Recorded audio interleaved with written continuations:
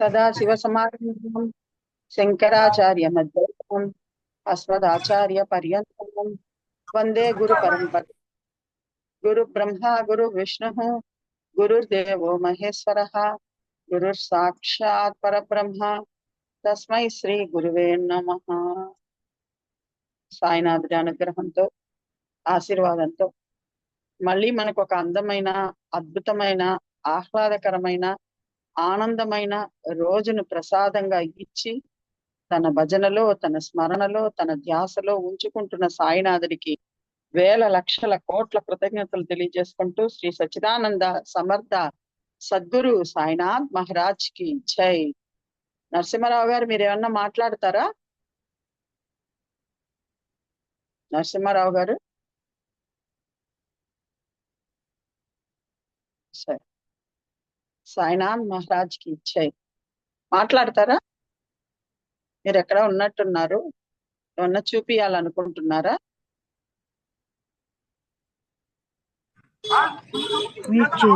అమ్మా సాయిరామ్మా, ఇక్కడ కోటలో నగర సంకీర్తన జరుగుతుంది. మీరు కానీ నేను చూస్తుంటా, వింటుంటాను. ఇక్కడ నగర సంకీర్తన జరుగుతుంది అనమాట. మీరు కానివ్వండి. బాబా కోటలో ఉన్నాం.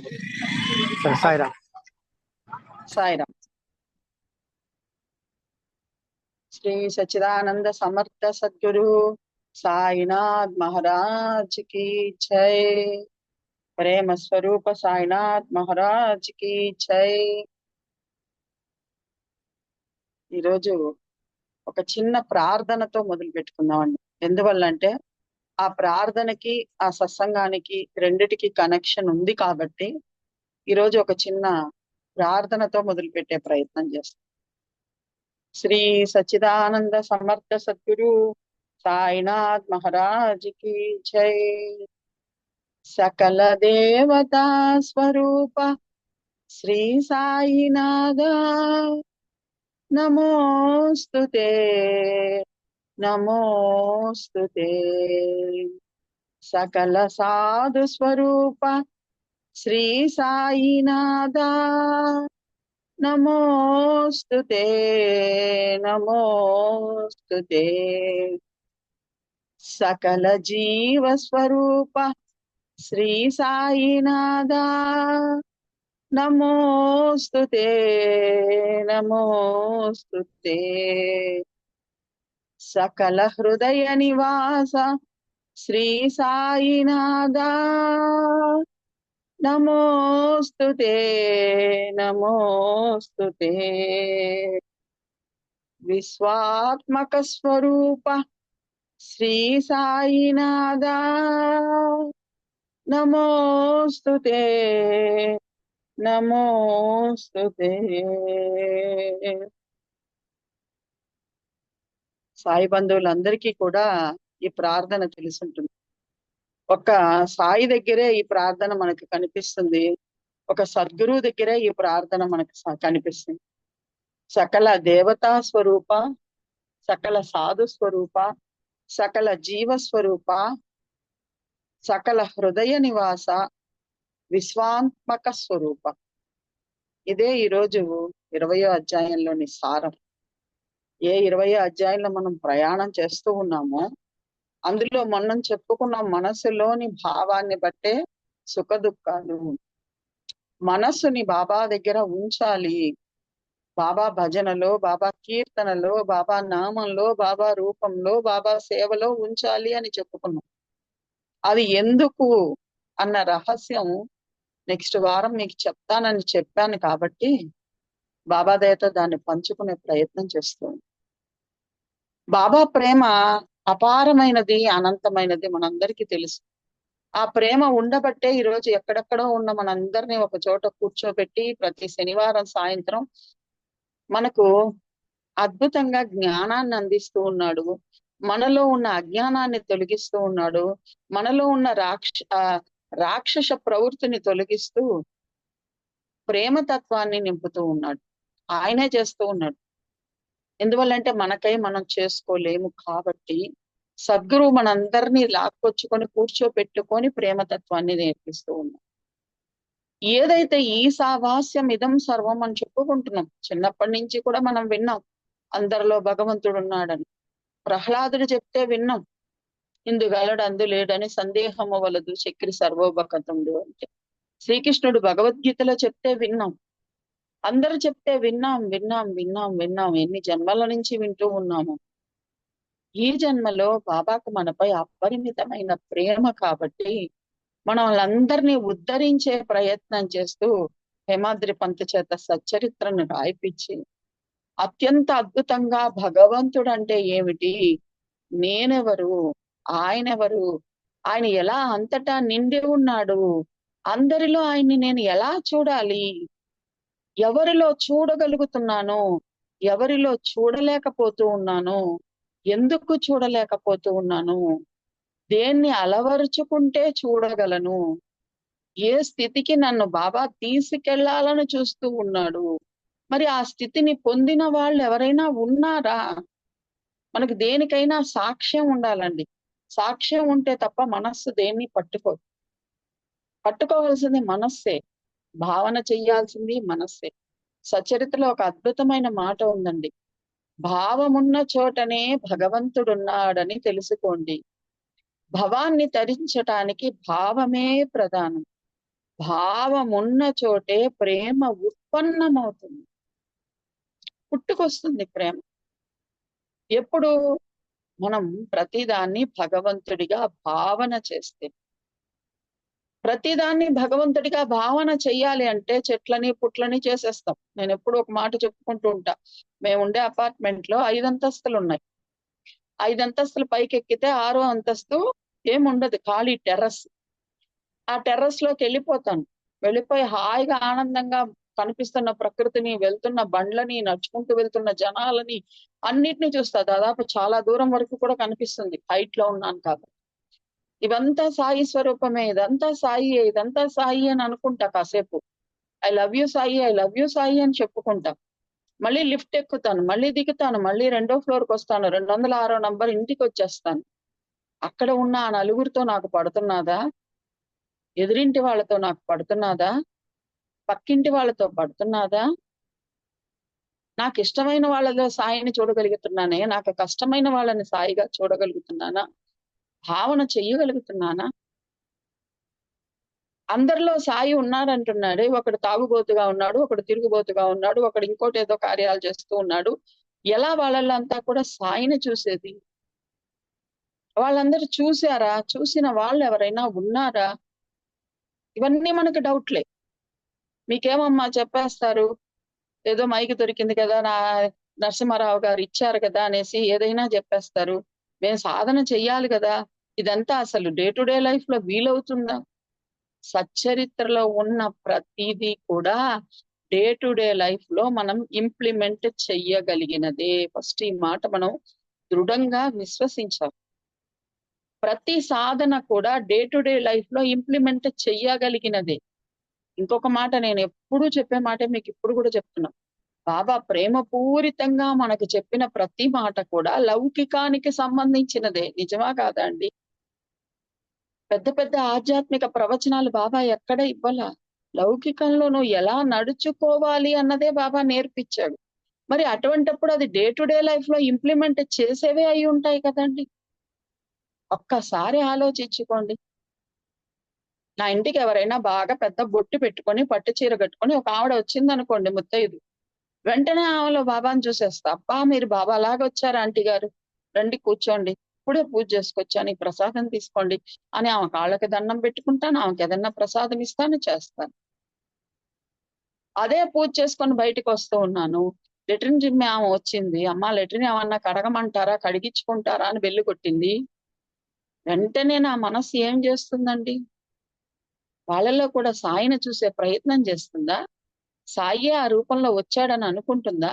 వాళ్ళకు కూడా నా చేతిలో ఉన్న ప్రసాదం పెట్టగలుగుతానా? ఆలోచించి చూడండి. బాబా వచ్చిందే ఆ భేద బుద్ధిని త్యజించమని చెప్పడానికి. ఆ రూపంలో వచ్చేది కూడా నేనే అని చెప్పడానికే. అందుకే బాబా 9వ అధ్యాయంలోనే చెప్పేస్తాడు, నేను ఒకప్పుడు కుక్కను, ఒకప్పుడు పందిని, ఒకప్పుడు చీమను, ఒకప్పుడు దోమను, ఒక్కొక్కప్పుడు ఒక్కొక్క రూపంలో సంచరిస్తూ ఉంటాను, నీ ఎదురుగా వస్తూ ఉంటాను. ఎందుకు? భక్తులను పరీక్షించి వారిని మోక్ష ద్వారం వరకు నెట్టుకుంటూ తీసుకెళ్ళడానికి వస్తాడు. ఈ పరీక్షలు పెట్టిన భక్తులు ఎవరన్నా ఉన్నారా అమ్మా మనకు వెంటనే డౌట్ వస్తుంది. భక్తుల అనుభవ సంహిత చదివితే మిస్సెస్ మేనేజర్ గారని ఉన్నారు ఒక ఆవిడది మీరు చదివితే అత్యంత అద్భుతంగా ఉంటుంది. ప్రతి లీల కూడా బాబాది అత్యంత అద్భుతం.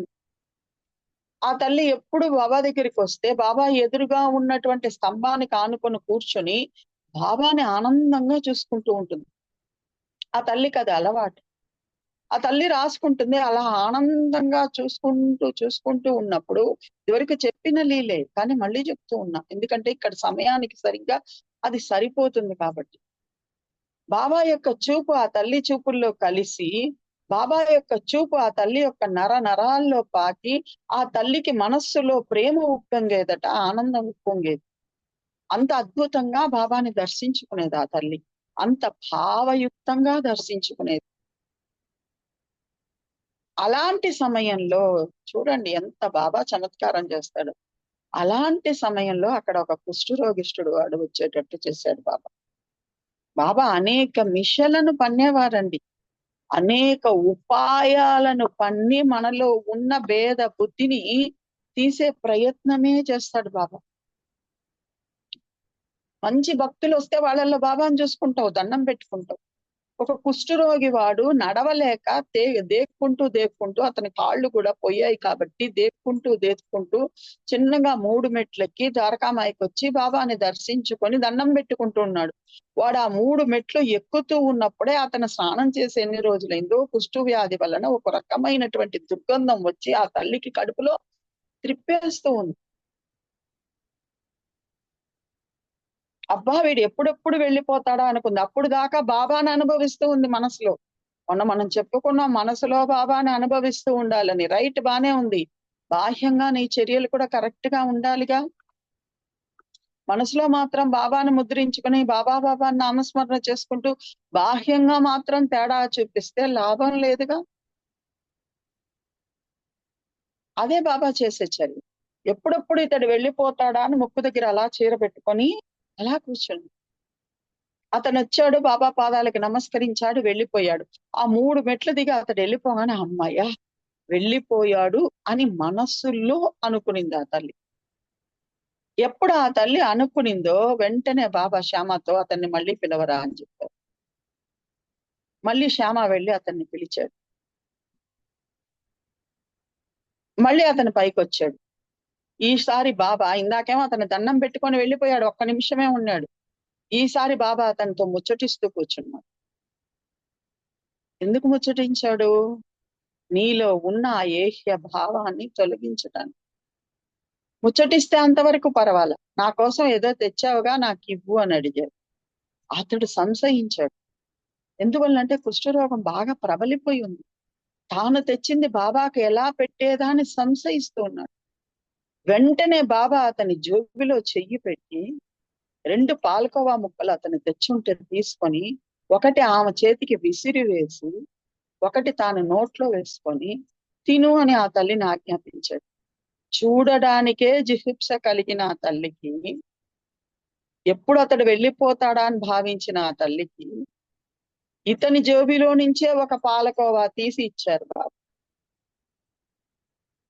అంటే అతనిలో కూడా నన్ను చూసే ప్రయత్నం చెయ్యి, ఈ 3.5 మూరల దేహంలోనే నన్ను నువ్వు చూస్తే ఎలాగా, అలా వచ్చింది కూడా నేనే కదా. అప్పుడు ఆ తల్లికి అర్థమైపోయింది. కామ్గా పాలకోవా కామ్గా తినేసింది. బాబా అనుభవాల ద్వారా మారుస్తారండి. మనం కూడా వెళ్తూ ఉంటాం, బాబా గుడి కనపడితే దండం పెడతాం, బయటకు వస్తాడు. ఇటువంటి వాళ్ళు ఎవరన్నా కనిపిస్తారు, వెంటనే పక్కకు తొలుగు అన్నావా, నువ్వు బాబాను అసలు చూడనట్లే.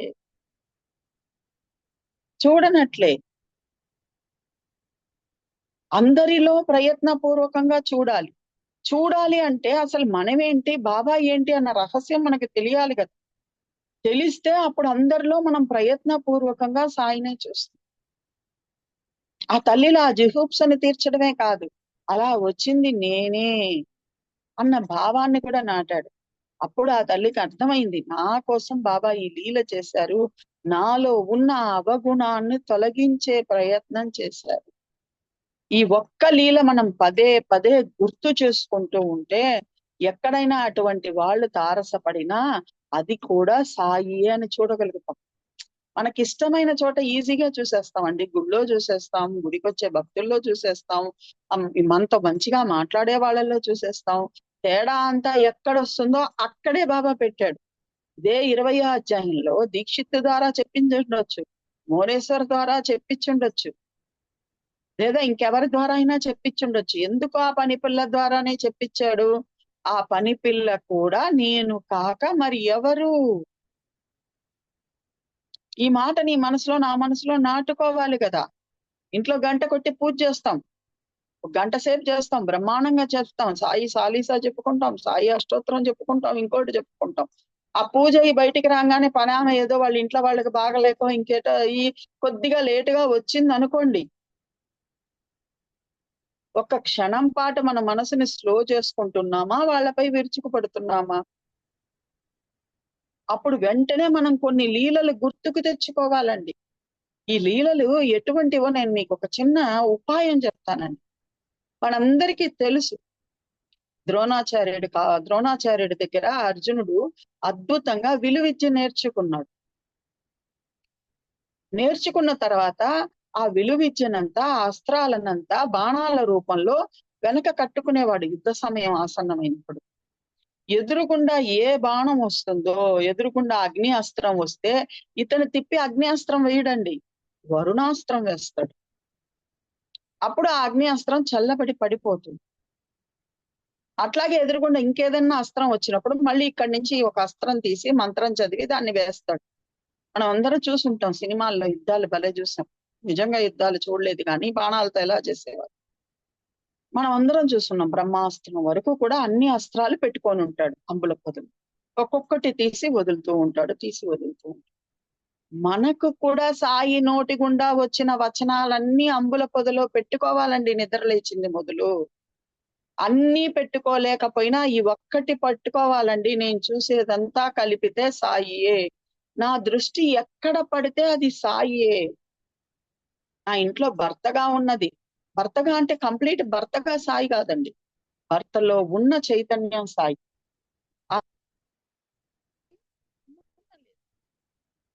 అదే కదా 44వ అధ్యాయంలో 44 చెప్తాడు బాబా, నేను ఎక్కడున్నాను, నన్ను కలుసుకోవాలని మీరు అనుకుంటున్నారు కదూ. మనం ఎప్పుడు అనుకున్నామండి? నేను ఎక్కడున్నాను, నన్ను కలుసుకోవాలని మీరు అనుకుంటున్నారు కదూ.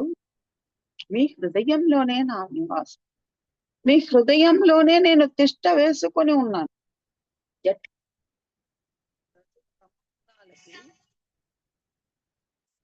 సత్వ రజో తమో గుణాలకి అవతల ఉన్న సత్తత్వం యొక్క స్ఫురణ నేను అన్నా.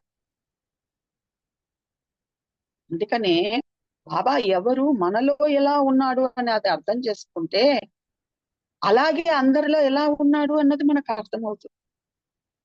అక్కడ అదే చెప్తాడు, ఈ నామరూపాత్మకంగా ఉన్న జగత్తంతా, ఈ అఖిల విశ్వమంతా మాయ యొక్క స్వరూపం, దాన్ని నడిపిస్తున్న చైతన్యాన్ని నేను. ఎట్లాగైతే కారు ఉంది, స్కూటర్ ఉంది, ఆటో ఉంది, అన్నిటినీ నడిపించే పెట్రోల్ ఆర్ డీజిల్ ఒక్కటే. ఆ డీజిల్ పట్టించుకుంటాడు, వాడు గుడికి వెళ్తాడో, లేకపోతే సినిమా థియేటర్కి వెళ్తాడో, లేకపోతే పబ్కి వెళ్తాడో, లేకపోతే క్లబ్కి వెళ్తాడో, లేకపోతే వైన్ షాప్కి వెళ్తాడో, పెట్రోల్కి ఎటువంటి సంబంధం లే. ఎక్కడికి వెళ్ళాలన్నటువంటి తెలివితేటల్ని వాడికి ఇచ్చాడు భగవంతుడు.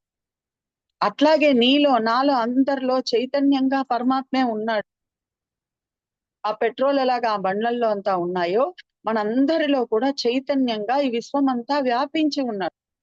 నిండుగా మెండుగా ఉన్నాడు, నకసిక పర్యంతం నిండిపోయి ఉన్నాడు చైతన్యంగా. ఆ చైతన్యాన్ని ఎలా వాడుకోవాలన్న బుద్ధిని ఇచ్చాడు. దీనికి ఉదాహరణ చెప్తానండి. 3 ఏళ్ల పిల్లవాడు బడికి వెళ్తాడు అనుకోండి, ఫస్ట్ బడికి వెళ్ళాడు, పక్కనుండే పాపది పెన్సిల్ ఏదైనా నచ్చింది, తీసుకునేటప్పుడు 3 ఏళ్ళప్పుడు కూడా భయపడతాడని. ఎందుకు భయపడతాడో తెలుసా? లోపల ఆత్మగా ఉన్న సాయినాథుడు, బుద్ధిగా ఉన్న సాయినాథుడు నువ్వు తప్పు చేస్తున్నావు అని హెచ్చరిస్తాడు. అది సాయి. ఆ స్ఫురణ సాయి. ఆ స్ఫురణ సాయి. మనం స్లో చేస్తే కదా మనసుని, మనలో ఉండే సాయి మనకు అర్థం అవ్వడానికి. మనం స్లో చెయ్యం, ఇష్టం వచ్చినట్టు మాట్లాడేస్తాం. తర్వాత మనకే అనిపిస్తుంది, లోపల ఉన్నవాడు అనిపింపజేస్తాడు, యు ఆర్ రాంగ్, అనవసరంగా ఎందుకు తిట్టావని. ఆ నన్ను వాళ్ళు అన్నారు, నేను తిట్టా. సర్ది చెప్పుకుంటాం, మనమే సర్ది చెప్పుకుంటాం. అదే చెప్తున్నాడు బాబా, నీలో ఉన్న సత్వ రజో తమో గుణాలకు అవతల ఉన్నాను నేను. ఎలా ఉన్నాను? స్ఫురణగా ఉన్నాను. సత్వ రజో తమో గుణాలకు అవతల ఉన్న సత్తత్వం యొక్క స్ఫురణ నేను. ఆ స్ఫురణ కలిగి ఉండు. నేనేం చెప్తున్నానో అలా నడుచుకో. ఒక్క సెకండ్ మీ మనసును స్లో డౌన్ చేస్తే అసలైన విషయం, మనం ఏం చెయ్యాలి ఈ సిచ్యువేషన్ లో అన్నది లోపల ఉన్న బాబా మనకు అందిస్తాడు. మనం స్లో చెయ్యం. అంతా అయిపోయాక ఏందో బాబా ఇలా చేసేసాను, క్షమించు బాబా అని అడుగుతామే తప్ప మనస్సును స్లో డౌన్ చెయ్యం. సో మన ఇంద్రియాలంతా జడమైన ఇంద్రియాలను నడుపుతున్న ఆత్మ చైతన్య బ్రహ్మ వస్తువుకి మనం పెట్టుకున్న పేరు సాయి. ఆ చైతన్యంతో నువ్వు ఏం చెయ్యాలి, ఎలా ప్రవర్తించాలి? 10 లక్షల డబ్బులు నా తల్లిదండ్రులు నాకు ఇచ్చారు, దాన్ని నేను ఎంత జాగ్రత్తగా వాడుకోవాలి, ఎలా వాడుకోవాలన్న తెలివితేటలు నాకున్నాయిగా. దాన్ని నేను జాగ్రత్తగా ఇన్వెస్ట్ చేశానా, రెండింతలు చేసుకుంటాను. దాన్ని వృధాగా ఖర్చు చేశానా, అప్పుల పాలైపోతాను. సేమ్ టు సేమ్ ఇక్కడ కూడా పరమాత్మ ఇచ్చిన చైతన్యాన్ని అద్భుతంగా సత్కార్యాలకి, సత్కర్మలకి, సద్విచారాలకి వాడుకున్నామా, రెండింతలు ఇస్తాడు మనకి ఆయన. ఉత్తమమైన జన్మను ప్రసాదిస్తాడు మనకు ఆయన. అలా కాకుండా వృధా చేసుకున్నామా, అంతిమే గతి సాగతి. వెనక్కి వెళ్ళిపోతాం. వెనక్కి వెళ్ళిపోయిన జన్మలు మనకు ఎన్నో చూపించేశాడు బాబా, ఎన్నోసార్లు మనం చెప్పుకునేసాం. సో నీకు ఇచ్చాడు బాబా అద్భుతమైన చైతన్యాన్ని, శక్తిని నీకు ప్రసాదిస్తూ ఉన్నాడు. దాని ద్వారా నీ ఇంద్రియాలన్నిటినీ నడుపుతూ ఉన్నాడు. దానితో ఏమి చెయ్యాలి అన్నది మన మీదే వదిలేశాడు. అందుకే భావన చెయ్యి, నేను నీ లోపల ఉన్నానన్న దాన్ని, నిజాన్ని గుర్తించు. ఇప్పుడు మనం అందరం, నేను మాట్లాడుతున్నాను, మీరిద్దరు వింటూ ఉన్నారు. కొంతమంది పనులు చేసుకుంటూ వింటున్నారు, కొంతమంది పడుకొని వింటున్నారు, కొంతమంది కూర్చొని వింటున్నారు. అన్ని రకాలుగా వింటూ ఉన్నాం మనం అందరం. ఈ వింటున్న ఈ సెకండ్ లో కూడా ఊపిరి పీలుస్తున్నవాడు ఎవరండి? నీ ఊపిరి నువ్వే పీల్చుకోవాలి అని భగవంతుడు గనక ఆజ్ఞాపిస్తే మనం ఇంకొక పని చేయగలమండి? కూర్చొని ఊపిరి పీల్చుకుంటూ ఉండాల్సింది. నిజమా అబద్ధమా? ఆ ఊపిరిగా, ఆ చైతన్యంగా ఉన్నవాడే సాయినాథ్. ఆ చైతన్యాన్ని నువ్వు ఎలా వాడుకుంటావన్నదే నీ ఇష్టం, వదిలేశాడు బాబా. నువ్వు చెడుకు వాడుకుంటూ ఉంటే నీలోనే బుద్ధి రూపకంగా ఉండి నిన్ను హెచ్చరిస్తూ ఉంటాడు సాయినాథుడు. స్ఫురణ రూపకంగా ఉండి నిన్ను హెచ్చరిస్తూ ఉంటాడు సాయినాథుడు. దానికి తగిన ఫలితాన్ని ఈ జన్మలో కాని మళ్ళీ జన్మలో కాని ఇస్తూ ఉంటాడు. ఇస్తూ కూడా మళ్ళీ నిన్ను తన దగ్గరికి లాక్కొని మళ్ళీ బోధ చేసే ప్రయత్నమే చేస్తూ ఉంటాడు. ఎన్ని జన్మలన్నా కాని. దీనికి మీకు ఉదాహరణ లేదనుకుంటారేమో, సచ్చరిత్రలోనే ఉంది. ఒకరితో 4 జన్మలని చెప్పాడు, ఒకరితో 72 జన్మలని చెప్పాడు, ఒకరితో 2000 సంవత్సరాల నుంచి నువ్వు నాకు తెలుసు అని చెప్పాడు, ఒకరితో 60 తరాల నుంచి నువ్వు నాకు తెలుసు అని చెప్పేశాడు. అంటే అన్ని జన్మలు ఇస్తూ కూడా ఈ జన్మలైనా నువ్వు తెలుసుకుంటావు, ఈ జన్మలైనా నువ్వు తెలుసుకుంటావు, ఈ జన్మలైనా నువ్వు తెలుసుకుంటావు అన్నటువంటి ప్రేమ స్వరూపుడు సాయినాథ్. జన్మ అంటే ఏమిటి? మళ్ళీ మనకు ఒక నామాన్ని, ఒక రూపాన్ని, ఒక శరీరాన్ని ప్రసాదంగా ఇచ్చి, దానిలో సర్వేంద్రియాలను ఇచ్చి, ఆ ఇంద్రియాలకి చైతన్యాన్ని ఇచ్చి, దాన్ని సరిగ్గా గ్రహించగలిగిన బుద్ధినిచ్చి, మళ్ళీ సద్గురువు తన దగ్గరికి చేర్చుకుని మళ్ళీ మనకు బోధ చేస్తూ ఉన్నాడు. గుర్తుపెట్టుకోండి, ఇది సాయి అంటే. నాలో ఎలా చైతన్యంగా ఉండి నా ఇంద్రియాలన్నిటినీ నడుపుతూ ఉన్నాడో, అలాగే ఈ విశ్వంలో ఉన్న ప్రతి జడ జీవ పదార్థంలోనూ చైతన్యంగా సాయియే నిండి ఉన్నాడు. ఆయన ఒక ప్రదేశానికి చెందినవాడు కాదు. ఆయన్ని ఎలా చేరుకోవాలన్నదే నేను ఇందాక చేసిన ప్రార్థన. మొదట సాయిని సాయి రూపంలోనే చూస్తూ ఉన్నాం మనం. సాయి అంటే ఆ నామం రూపమే అనుకుంటున్నాం, కాదు. సకల దేవతా స్వరూపం ఆయన. అన్ని దేవతలు ఆయనలో నుంచే వచ్చాయి. నీకెలా తెలుసమ్మా అని మీరు అడగచ్చు. పురందరే తల్లిదండ్రులకి పాండురంగుడిగా కనిపించాడు, రామ భక్తులకి రాముడిగా కనిపించాడు, ఒకరికి ఆంజనేయుడుగా కనిపించాడు, ఒకరికి గురు గోలప్పుగా కనిపించారు, ఒకరికి సమర్థ రామదాసుగా కనిపించాడు, ఒకరికి అకల్కోట మహారాజుగా కనిపించారు. నేను అక్కడ లేను, ఇక్కడ ఉన్నాను, షిరిడీలో ఉన్నాను, నన్ను సేవించుకొని అకల్కోట మహారాజే చెప్పి పంపించారు. సో సకల దేవతా స్వరూపం సాయినాథుడు. అది ఫస్ట్ స్టెప్. బొమ్మల కొలువు పెడతాం చూసారా, అలా మీరు మనసులో ఫస్ట్ స్టెప్ ఇది వేసుకోండి. దేవీ దేవతల మధ్య తేడా చూడబాకండి. ఈ రోజు ఎంతో మంది యూట్యూబ్ లో కొట్టుకుంటున్నారు, ఇంకో చోట కొట్టుకుంటున్నారు, సాయి అది అంటున్నారు, ఇది అంటున్నారు. వదిలేద్దాం, మనకు అవసరం లేదు. మనకిచ్చిన క్లారిటీ బాబా అద్భుతంగా ఇచ్చాడు, అద్భుతంగా ఇచ్చాడు. సకల దేవతా స్వరూపము నేనే, అది ఆయన చేసి చూపించాడు. ఎంతో మందికి ఎన్నో రకాల రూపాలతో కనిపించి చేసి చూపించాడు బాబా. మద్రాసు భజన సమాజం తల్లికి రాముడిగా కనిపించాడు, ఇంకో డాక్టర్కి రాముడిగా కనిపించాడు. ఇలా ఎంతమందికి బాబా పాండురంగడిగా ఎంతమందికి కనిపించారు. దాసగణ గారికి కూడా పాండురంగ దర్శనం ఇప్పించారు. దీక్షిత్ కళలో వెళ్లి విఠల పటేల్గా కనిపించాడు, కలిశానా నేను నిన్ను అని అడిగాడు. ఇలా ఎంతమందికి మనం చెప్పుకుంటూ వెళ్ళొచ్చు. సో సకల దేవతా స్వరూపం శ్రీ సాయినాథుడు ఫస్ట్ స్టెప్. తర్వాత సాధువులకి నాకు తేడా లేదు. పీర్మౌలాకు పెట్టావు, నాకే పెట్టావు. దత్తుడికి మొక్కుకున్నావు, నాకే మొక్కుకున్నావు. ఇంకెవరికైనా సాధువుని కలవాలనుకున్నావు, నన్నే కలవాలనుకున్నావు. అదిగో ఆ తెంబే స్వామి, ఆ వాసుదేవానంద సరస్వతి స్వామికి నాకు ఎలాంటి భేదం లేదు. ఆలోచించి చూడండి, సకల సాధు స్వరూపుడు శ్రీ సాయినాథుడు. తాజుద్దీన్ బాబా గుడిసె కాలిపోతూ ఉంటే ఈయన ఇక్కడ గబగబా తీసి కుండ నీళ్లు పగలగొట్టి కుండలో పోసాడు. ఏమనంటే అక్కడ గుడిసె కాలిపోతుందిరా అన్న. సకల సాధు స్వరూపుడు శ్రీ సాయినాథుడు. ఎవరి నుంచి అందరితో ఏకాత్మత కలిగిన వాడు శ్రీ సాయినాథుడు. ఆ మాట బాబానే చెప్పాడు. పీర్మౌలాతో నాకు ఏకాత్మత అని చెప్పాడు, పందితో నాకు ఏకాత్మత అని చెప్పాడు, కుక్కతో నాకు ఏకాత్మత చెప్పాడు, నా భక్తులతో నాకు ఏకాత్మత చెప్పాడు.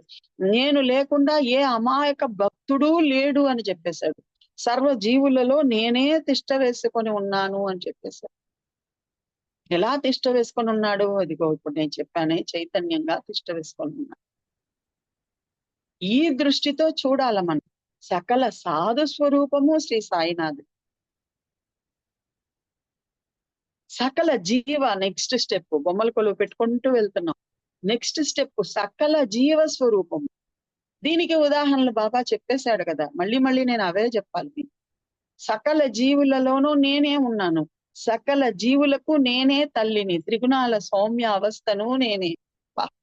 ఎంత అద్భుతంగా చెప్తాడో 3వ అధ్యాయంలో.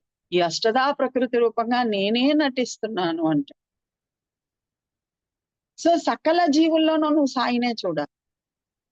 చూస్తాం, ఎందుకు చూడము? ఆవులో బ్రహ్మాండంగా చూస్తాం. దానికి ముందు బొట్లు పెడతాం, వెనక దండం పెట్టుకుంటాం, దానికి ఏదైనా ఇంకా ఆకుకూరో అట్టిపండో అందిస్తాం. కానీ బాబా దున్నపోతుకి పోళీ పెట్టించమన్నాడు, గుర్తుపెట్టు. చూస్తాం, కుక్కల్లో చూస్తాం, బ్రహ్మాండంగా చూస్తాం. బాబా గుళ్ళో ఉన్న కుక్కలకైతే ఇంటి నుంచే బిస్కెట్లు ఎత్తుకోబోయి వేస్తాం, స్వీట్లు ఎత్తుకోబోయి వేస్తాం. అవి నేను పెట్టే లడ్డూనే తింటుందండి. బాబా గుళ్ళో కుక్క అయితే అసలు స్వీట్ తప్ప ఇంకోటి ముట్టుకోదండి అని చెప్తాం. కానీ బాబా బురదలో పొల్లిన పందితో నాకు ఏకాత్మత అని చెప్పాడు. మహల్సాపతి వెనక ఒక గజ్జి కుక్కలాగా వెళ్ళాడు. మూతి మీద తన్నిచ్చుకొని మరి అందరూ అసహించుకుంటున్నారు, నువ్వు అసహించుకోవని అనుకున్నాను, నువ్వు కూడా నన్ను గుర్తుపట్టలేదా అని అడిగాడు. మనకి ఎక్కడ తేడా వస్తుందో అక్కడక్కడే కొట్టాడు. నానాసాహెబ్ చందోర్కర్ ఇంటికి ఒక ముసలి కురీపి అయినటువంటి భిక్షగత్త రూపంలో వెళ్ళాడు. ఇంకే రూపంలో వచ్చినా ఆయన గుర్తించేస్తుంది. కానీ బాబా ఏ రూపంలో వెళ్ళాడో చూడండి. ఎందువల్ల? నీకు అలాంటి వాళ్ళను చూస్తేనే చిన్న చూపు, అదే తొలగించుకోవాలి. వీధులు ఊడ్చే వాళ్ళని చూస్తే చిన్న చూపు. అదిగో దేవుడి గుళ్ళో పూజ చేస్తావు, బయటికి రాగానే పనామ లేటుగా వస్తే దేవుడి గదిలో పూజ చేసి పనామ లేటుగా రాస్తే అరుస్తావు. ఆ పని పిల్ల నేను కాక మరి ఎవరు? అట్లాగైతే అరవకూడదు అమ్మా, వాళ్ళు ఇట్లా చేసి చెప్పు, నిదానంగా చెప్పు. చెప్పాడు కదా బాబా, కుక్కలాగా వారిపై విరుచుకుపడబాకు అన్నాడు. అబ్బా, ఈ ఒక్క బాణం గుర్తు పెట్టుకోండి. ఇవన్నీ మన అంబుల పొదలో రెడీ చేసుకోవాలండి. బాబా మాటలు ఎందుకు ఇచ్చాడు? డే టు డే లైఫ్ లో ఇంప్లిమెంట్ చేయడానికి ఇచ్చాడు. సచ్చరిత్ర ఒక జీవన శైలి. It's art of living. ఇప్పుడు ఆర్ట్ ఆఫ్ లివింగ్ అని పెద్ద పెద్ద క్లాసులు ఇచ్చేస్తున్నారు. Satcharitra is an art of living. How to you lead your life and how to you live your life lively అని నేర్పిస్తుంది సచ్చరిత్ర. విత్ లవ్ అని నేర్పిస్తుంది సచ్చరిత్ర. వాళ్ళపై నీకు ప్రేమ కలగాలి. ఎప్పుడు ప్రేమ కలుగుతుందండి? చాలా మంది చెప్తారు ప్రేమించాలి, ప్రేమించాలి, సమస్త విశ్వాన్ని ప్రేమించాలి, సాయిగా చూసి ప్రేమించాలి అంటారు. రైట్. ఎప్పుడు ప్రేమిస్తావు? సాయిగా చూసినప్పుడు. ఎప్పుడు చూస్తావు? ఆయన ఎవరో తెలుసుకున్నావు. అందుకే 3 స్టెప్స్ ఆధ్యాత్మికతలో: లర్న్, లవ్, సర్వ్. ముందు తెలుసుకో. తెలుసుకున్న తర్వాత ప్రేమించు. ప్రేమించిన తర్వాత సేవించు. ఈ 3 మెట్లు చెప్పింది ఆధ్యాత్మికతలో ఉన్నది. ఈ 3 మెట్లు. అలా తెలుసుకున్న వాళ్ళు ఎవరైనా ఉన్నారా? ఆ స్థాయికి వెళ్ళిన వాళ్ళు ఎవరైనా ఉన్నారా? అందరిలో అన్నిటినీ బాబాగా చూడగలగడం సాధ్యమేనా అన్న డౌట్ వస్తుంది. మనందరికీ వస్తుంది. నాకు వచ్చింది సచరిత్ర చదివేట. అందులోనే సమాధానాలు దొరికి. నాకు నేను మీకు ఒక మాట చెప్పా, భావం ఉన్న చోటనే భగవంతుడున్నాడని తెలుసుకోండి. ఎవరి భావాన్ని బట్టి వాళ్ళకి అనుభవాలు ఇచ్చాడండి బాబా. నువ్వు ఎంత దూరం ఆ భావం బలీయంగా ఉందో అంత అద్భుతమైన అనుభవాలు ఇచ్చాడు. ఈ రోజుటికి ఇస్తూ ఉన్నాడు. నేను భావం బలీయంగా చేసుకుంటే కదా బాబాను ఒక పటానికే పరిమితం చేసుకున్నాను, గుడికే పరిమితం చేసుకున్నాను కాబట్టి నాకు అక్కడ మాత్రమే కనిపిస్తున్నాడు. కానీ కొంతమంది అందరిలో బాబాని చూసే ప్రయత్నం చేశారు కాబట్టే వాళ్ళకి అటువంటి అనుభవాలు ఇచ్చాడు. అందులో ఒక అద్భుతమైన భక్తుడు బాలాజీ పాటిల్ నేవాస్కర్. మనందరికీ తెలుసు ఆయన కథ. బాబా దగ్గర కొద్ది కాలమే ఉన్నాడు. బాబా సాంగత్యం పెద్దగా బాబా పక్కన కూర్చొని బాబా ఆయనకేదో బ్రహ్మజ్ఞానాన్ని బోధించి చెవులో ఏదో మంత్రం చెప్పలా. బాబా ఎవరికి ఏ మంత్రాలు తంత్రాలు చెప్పరు, అనుభవాల ద్వారానే చూపిస్తారు. బాబా దగ్గర ఉన్నాడు, బాబాని దర్శించుకుంటూ ఉన్నాడు, బాబా మాటలు చెవి పెట్టి వింటూ ఉన్నాడు. ఆయనకు ఒక విషయం అర్థమైపోయింది. నేను చూసేదంతా కలిపితే సాయి. ఆ మాటే 1వ అధ్యాయంలో యమాద్రి పంత్ ఇస్తాడండి.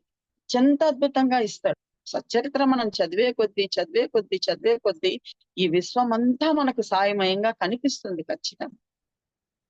దాంట్లో ఉన్న రహస్యం తెలుసుకునే కొద్ది ఇప్పుడు మనకు అర్థమైంది. అందరిలో ఆ చైతన్యంగా ఉన్నాడు. వాడు ప్రవర్తించే ప్రవర్తనకు లోపల ఉన్న చైతన్యానికి ఎటువంటి సంబంధం లేదండి. వాడి మనసుని అదుపులో ఉంచుకోలేక, బుద్ధి మాట వినలేక, అందుకే మనం చెప్తాం ఎవరన్నా తప్పులు చేస్తుంటే, ఏందిరా నీకు బుద్ధి లేదా అని అడుగుతాం. ఎందువల్ల? బుద్ధి నీకు చెప్పుంటుంది కదా, నువ్వు వినకుండా ఇలా ప్రవర్తిస్తున్నావేందిరా అని దాని అర్థం. సో వాళ్ళ ప్రవర్తనకి లోపల ఉన్న సాయి కూడా బాధపడుతూ ఉంటాడండి. అందుకని అలాంటి వాళ్ళని చూస్తే మనం జాలి పడాలి, దయ చూపించాలి. అయ్యో వీడికి సత్యం తెలియట్లేదే, ఇలా పాడైపోతున్నాడే, వీడిలో ఉన్నటువంటి సాయి ఎంతగా మదన పడుతున్నాడో, వీడిని మార్చే ప్రయత్నం చేసినా వీడు మారట్లేదే, ఇంకెన్ని జన్మాలు ఎత్తితే వీడు మారుతాడు అని వాడిపై మనం దయ చూపించాలి అంటుంది సచ్చరిత్ర. అటువంటి వాళ్ళపై ఇంకా కొంతమంది భయంకరులు ఉంటారు, చెడు బుద్ధులు కల వాళ్ళు ఉంటారు. వాళ్ళలో కూడా చైతన్యంగా ఉంటాడు బాబా. ఏం చేస్తాడు వీడు, తెలుసుకుంటాడేమో అని ప్రయత్నిస్తాడు. అటువంటి వాళ్ళు మనకు తారసపడితే పక్కకు తొలగిపోమ్మంటాడు. వాడి నీడలోనైనా నువ్వు ఉండబాక, కానీ వాడిని అసహించుకోబాక, యావగించుకోబాక. ఎవరు ఎలా చేసుకుంటే, మన పెద్దవాళ్ళు చెప్పారు కదండి, వాడి పాపాన్ని వాడు పోతాడు గమ్ముగుండంటారు. అవి మనకు అర్థం కాదు, సత్యం అదే. మనం ఏం చేస్తాం? వాడి పాపాన్ని మన నాలికతో గడుగు. వాడట్ట వీడట్ట అని 10 మందికి చెప్పుకుంటాం. మనం ఆ పని చేయకూడదు. వాడిని చూస్తే మనకి జాలి కలగాలి. ఎందువల్ల? బాబానే చెప్పాడు, మీరు చేసే పనుల గురించి మీకు బాగా తెలుసు, బాగా దాన్ని ఎంత సాగదీసుకుంటారు. నాకు అహర్నిశలు మీ గురించే చింత. సో నేను ఏం చేస్తున్నా ఆయనకి బాగా తెలుసు కదా. ఇప్పుడు ఈ దృష్టితో మీరు ఆలోచించండి, ఒక్కరవ ఆలోచించండి. మనలో చైతన్యంగా, శక్తిగా, ఇంద్రియాలన్నిటికీ శక్తిని ప్రసాదిస్తూ, మనం చేయాల్సిన పనులకంతా శక్తిని ప్రసాదిస్తూ, ఏ పని ఎప్పుడు చేయాలన్న బుద్ధిని ప్రసాదిస్తూ, బుద్ధి ద్వారా కర్మలను చెయ్యిస్తూ నడిపిస్తూ ఉన్న చైతన్యాన్ని మనం ఎంత జాగ్రత్తగా వాడుకోవాలండి, ఎంత మంచికి వాడుకోవాలండి. ఆలోచించుకొని చూడండి. కళ్ళ ద్వారా ఏం చేయాలి, చెవుల ద్వారా ఏం చేయాలి, నోటి ద్వారా ఏం చేయాలి, చేతుల ద్వారా ఏం చేయాలి, కాళ్ళ ద్వారా ఏం చేయాలి నిర్ణయించుకోండి. ఇప్పటికైనా నిర్ణయించుకోండి. ఒక చోట ఇస్తాడు, మనందరికీ తెలుసు, వకీలు దంతంలో ఇస్తాడు. వీడు ఇక్కడికి వచ్చి నన్ను పొగుడుతున్నాడు, అక్కడ మాత్రం నన్ను తిట్టాడంటాడు. అక్కడ అతను ఒక అద్భుతమైన మాట చెప్తాడండి. చెడు ఆలోచన చేసే మనస్సు మారింది, మంచే చెయ్యాలన్న బుద్ధి జనించింది అంట. ఎంత అద్భుతమైన మాట అది. మరి మనం కూడా ఆయనకి ఏ కొండలు ఏవి అడ్డం రావు, ఎక్కడున్నా తెలిసిపోయింది కాబట్టే నాకు ఈ ఉద్దేశం వచ్చిందని చెప్తాడు అతను. మరి మనం కూడా మనలో చైతన్యంగా ఉండి సాయి ప్రవహింపజేస్తున్న శక్తితోనే పనులు చేసుకుంటూ చెడు ఆలోచన ఎలా చేస్తామండి, చెడు ప్రవర్తన ఎలా కలిగి ఉంటామండి, అనవసరంగా ఎవరినైనా ఎలా దూషించగలమండి? ఒక్కసారి సాయి ప్రేమను గుర్తుకు తెచ్చుకోండి, ఇవన్నీ మాయమైపోతాయి. ఎన్ని చేశామో, పుట్టినప్పటి నుంచి ఇప్పటి వరకు ఎన్ని తప్పులు చేశామో, ఆ తల్లి ఎంతగా కడుపున పెట్టుకొని మనల్ని ఉద్ధరించే ప్రయత్నమే చేస్తూ ఉంది. ఆలోచించాం. సో మనం ఎక్కడున్నాం? బాలాజీ పాటిల్ నేవాస్కర్ దగ్గర ఉన్నాం. కొద్ది రోజులే సాయితో సాంగత్యం చేశాడండి, కానీ ఆయనకు అర్థమైపోయింది, నేను చూసేదంతా సాయియే, సాయి తప్ప మరొకటి కాదు అని అర్థమైపోయింది. ఆయనకు అర్థమైందని మనందరికీ తెలియాలిగా. బాబా చేసే చమత్కారం అదేనండి. మనకి ఏదైనా అనుభవం కలిగితే దాన్ని 10 మందికి చూపించకుండా బాబా వదిలిపెట్టడు. బాబా యొక్క ప్రేమ అటువంటిది. ఒరే నా బిడ్డ అక్కడ ఉన్నాడురా, వాడి స్థితిగతులు ఏంటో మీకు తెలుసా, వాడు ఎంత గొప్పవాడో తెలుసా, ఎటువంటి మానసిక స్థితిలో ఉన్నాడో తెలుసా, తెలుసుకుందువు పద అని చెప్పి రఘు పాటిల్ని షిరిడి నుంచి నేవాస్కర్ కి పంపించాడండి బాబా. ఏదో పనిబడి వెళ్ళాడు, అతనేం ఇది తెలుసుకోవడానికి వెళ్ళలా. ఎప్పుడు షిరిడి నుంచి రఘు పాటిల్ బయలుదేరి నేవాసాకి వెళ్ళాడో, నేవాస్కర్ ఇంట్లో బస చేశాడో, ఆ రోజు బాబా ఒక పాముగా, పాము రూపం కాదు, పాముగా వాళ్ళ ఇంట్లో వెళ్ళాడు. చాలా అద్భుతమైన ఘట్టం. హాల్లో కూర్చొని నేవాస్కరు రఘు పాటిల్ మాట్లాడుకుంటూ ఉన్నారు. సాయంకాలం సమయం అయింది, ఇంకా కొంచెంసేపట్లో చీకటి పడుతుంది. దొడ్లో ఆవులు కట్టేస్తున్నాయి. ఆయనకి మంచి పాడి పంట, మనందరికీ తెలుసు, పండిన పంటనంతా కూడా బండ్లో కట్టుకొని, చూడండి, పండిన ప్రతి పంట ప్రతి గింజ సాయిదే. మనం ఏం చేస్తాం, నాకు 10,000 జీతం ఇస్తే బాబా నీకు ప్రతి నెల 500 ఇస్తా. 10,000 మొత్తం ఇచ్చింది ఆయనేనండి, గుర్తు పెట్టుకోవాలి మనం.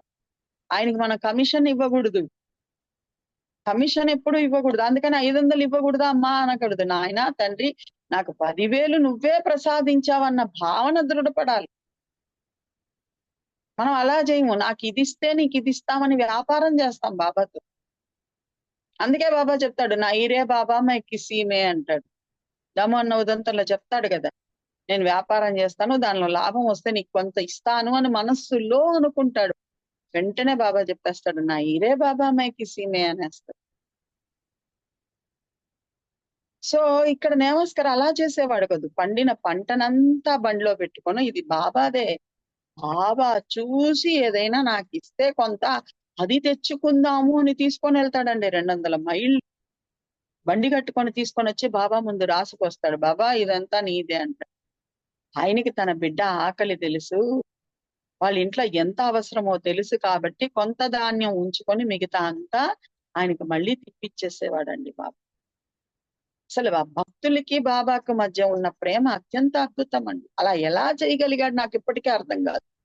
బాబా నువ్వు నాకు ఇది ఇస్తేనే నీకు ఇది ఇస్తానని చెప్తాను గాని, నేను ఇచ్చేదంతా నువ్వే తండ్రి, ఇదంతా నీదేను అని ఎప్పుడు చెప్పగలుగుతామో మనకు అర్థం కాదు. అటువంటి నేవాస్కరు రఘు పాటిల్ కూర్చొని ఆనందంగా మాట్లాడుకుంటూ ఉన్నారు. ఉన్నట్టుండి సందు పక్క గొడ్ల చావడిలో శబ్దాలు అవుతూ ఉన్నాయి. వాటికి కూడా తెలుసు కదండి, విషపు జంతువు అంటే భయం కదా, వాటికి కూడా శబ్దాలు చేస్తూ ఉన్నాయి. ఆ శబ్దాలకి పని వాళ్ళు వెళ్ళి చూశారు. చిన్నది కాదండి, బాగా పెద్ద నాగుపాము వచ్చింది. వచ్చి బుసలు కొడుతూ ఉంది, ఊరికే కూడా లేదు. దాన్ని చూడంగానే పని వాళ్ళకంతా పై ప్రాణాలు పైనే పోయినాయి. దాని దగ్గరికి పోలేరు, కాటేస్తుందేమో. ఈ ఆవులు కూడా కట్టేస్తున్నాయి వాటిని, అయ్యో మమ్మల్ని ఎక్కడ కాటేస్తుందేమో అని అది విడిపించుకోవడానికి ప్రయత్నం చేస్తుంది. ఇంట్లో వాళ్ళు ఎక్కడికక్కడ అది ఇంట్లోకి ఎక్కడ వచ్చేస్తుందో, ఇంట్లోకి వస్తే మళ్ళీ దాన్ని తరమలేమే, ఎలా చేయాలో అని ఇంట్లో వాళ్ళు కూడా భయపడుతూ ఉన్నారు.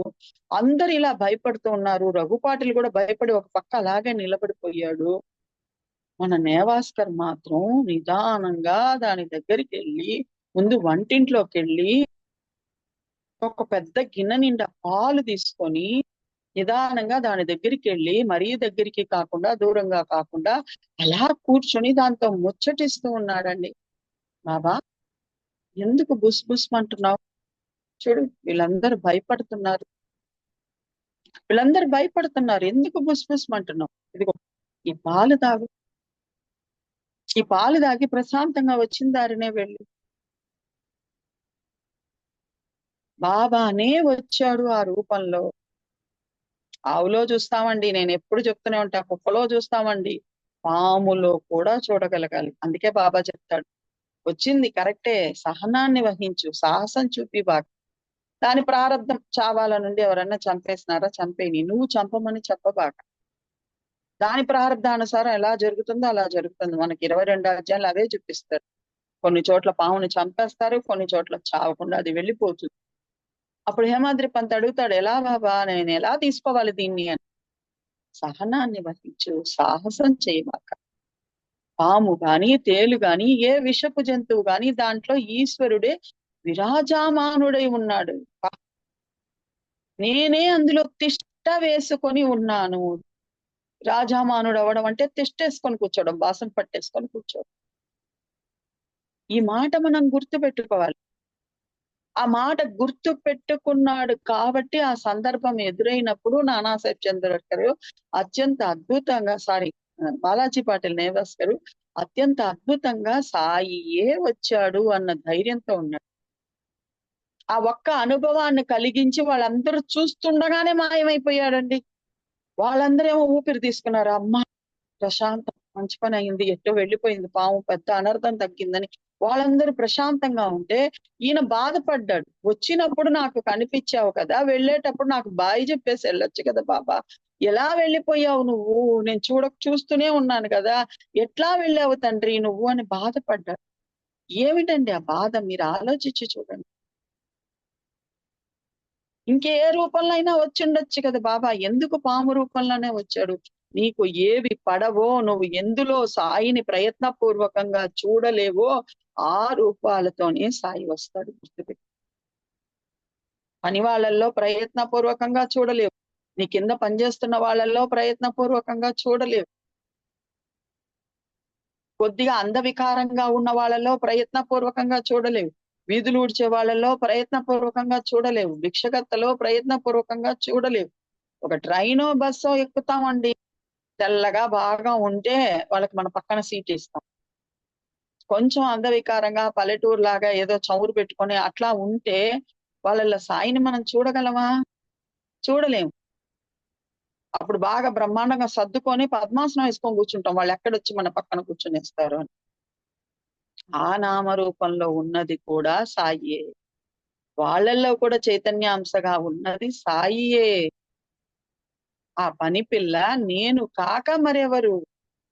ఈ ఒక్క బాణం పెట్టుకోండి. 2వ అధ్యాయంలో బాబా ఒక అద్భుతమైన మాట చెప్తాడండి, ప్రేమపూరితమైన మాట, నాకు చాలా చాలా ఇష్టమైన మాట. ఇంట బయట ఎక్కడున్నా నన్ను గుర్తుంచుకుంటే ఎనలేని శాంతిని పొందుతావు. అంతేగాని పూజా గదిలో కూర్చొని నన్ను గుర్తుంచుకుంటే, గుడిలో కూర్చొని నన్ను గుర్తుంచుకుంటే, పల్లకీ సేవలో నన్ను గుర్తుంచుకుంటే, హారతి పాడేటప్పుడు నన్ను గుర్తుంచుకుంటే అనలా బాబా.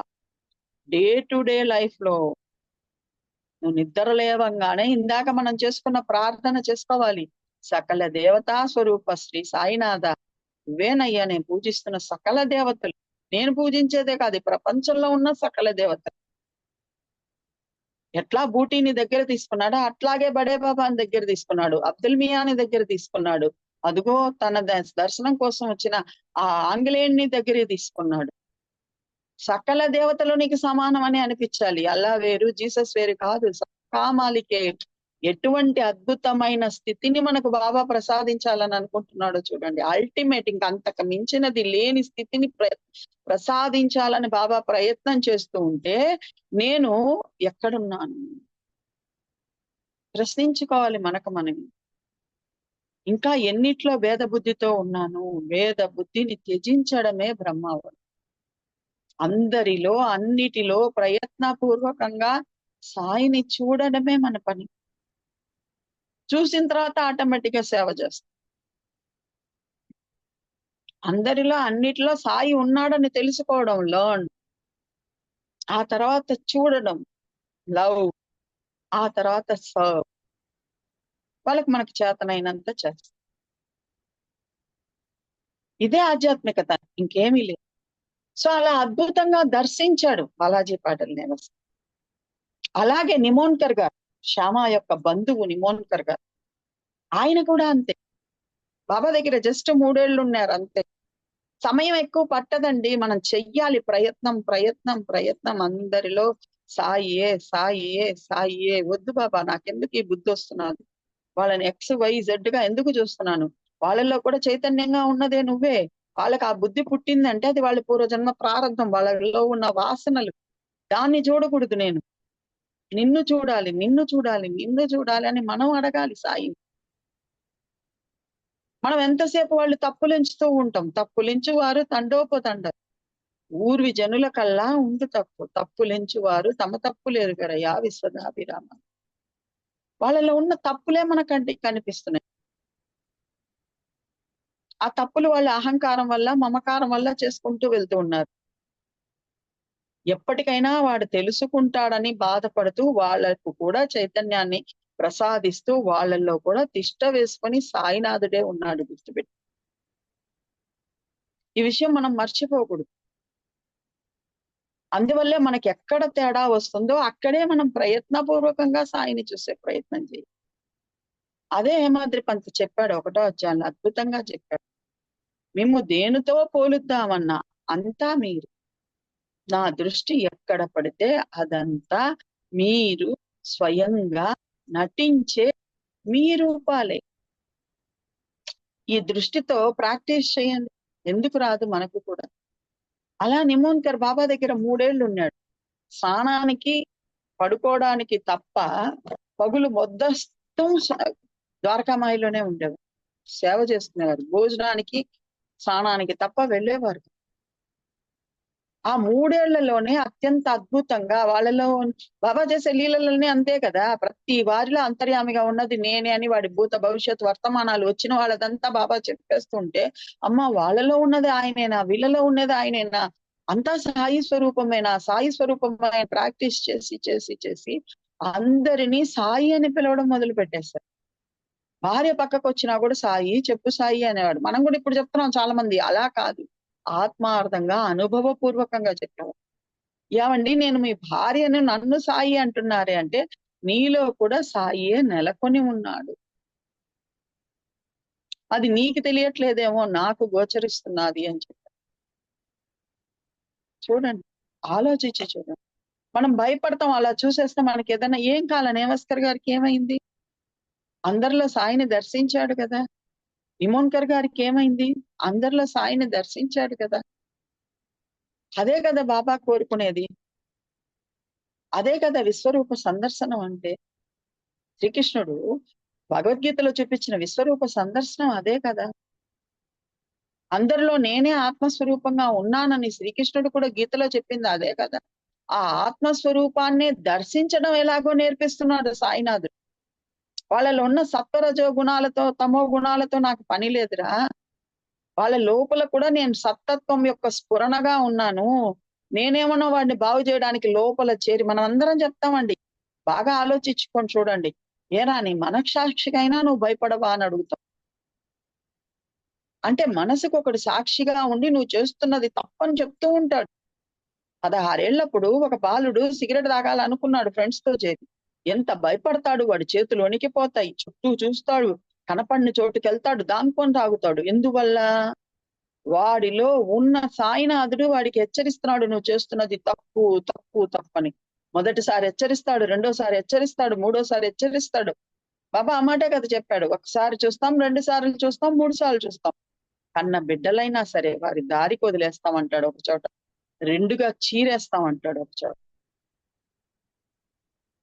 అలా నువ్వు తప్పు చేస్తున్న ప్రతిసారి బాబా చెప్తాడు, లోపల చేరి ఖచ్చితంగా చెప్తాడు. మనందరికీ అది అనుభవమే. ఇప్పుడు కాదు, మనం పుట్టినప్పటి నుంచి జరిగినవన్నీ మనం ఆలోచించుకుంటే తెలుస్తుంది. అవునా, నేను భయపడ్డానా, నా చేతులు వణికాయా ఫస్ట్ సారి తప్పు చేసి? ఎందుకు వణుకుతున్నాయి చేతులు?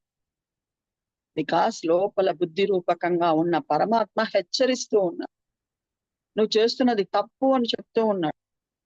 ఒక్కసారి, 2 సార్లు, 3 సార్లు చూస్తాడు. తర్వాత నీ కర్మకు వదిలేస్తాడు, కర్మ చిట్టాలో రాసుకుంటాడు. నెక్స్ట్ జన్మ అత్యంత భయంకరమైనదిగా నీకు ప్రసాదిస్తాడు. అదే మనకు పులి ఉదంతంలో తెలుస్తుంది, అదే మనకు మేకల ఉదంతంలో తెలుస్తుంది, అదే మనకు పాము కప్ప ఉదంతంలో తెలుస్తుంది. అన్ని ఉదంతాల్లో మనకు తెలుస్తాయి. ఆ జన్మ రహస్యమే చెప్తాడు బాబా. అలా మనం కూడా ఎన్నో జన్మలు ఎత్తుకుంటూ వచ్చేసామండి. ఎన్ని జన్మలు ఎత్తామో ఎవరికీ తెలియదు. ఇప్పుడు ఈ జన్మలో మళ్ళీ కూర్చోపెట్టుకొని చెప్తూ ఉన్నాడు. మళ్ళీ ఇదేం ఫస్ట్ సారి కాదు.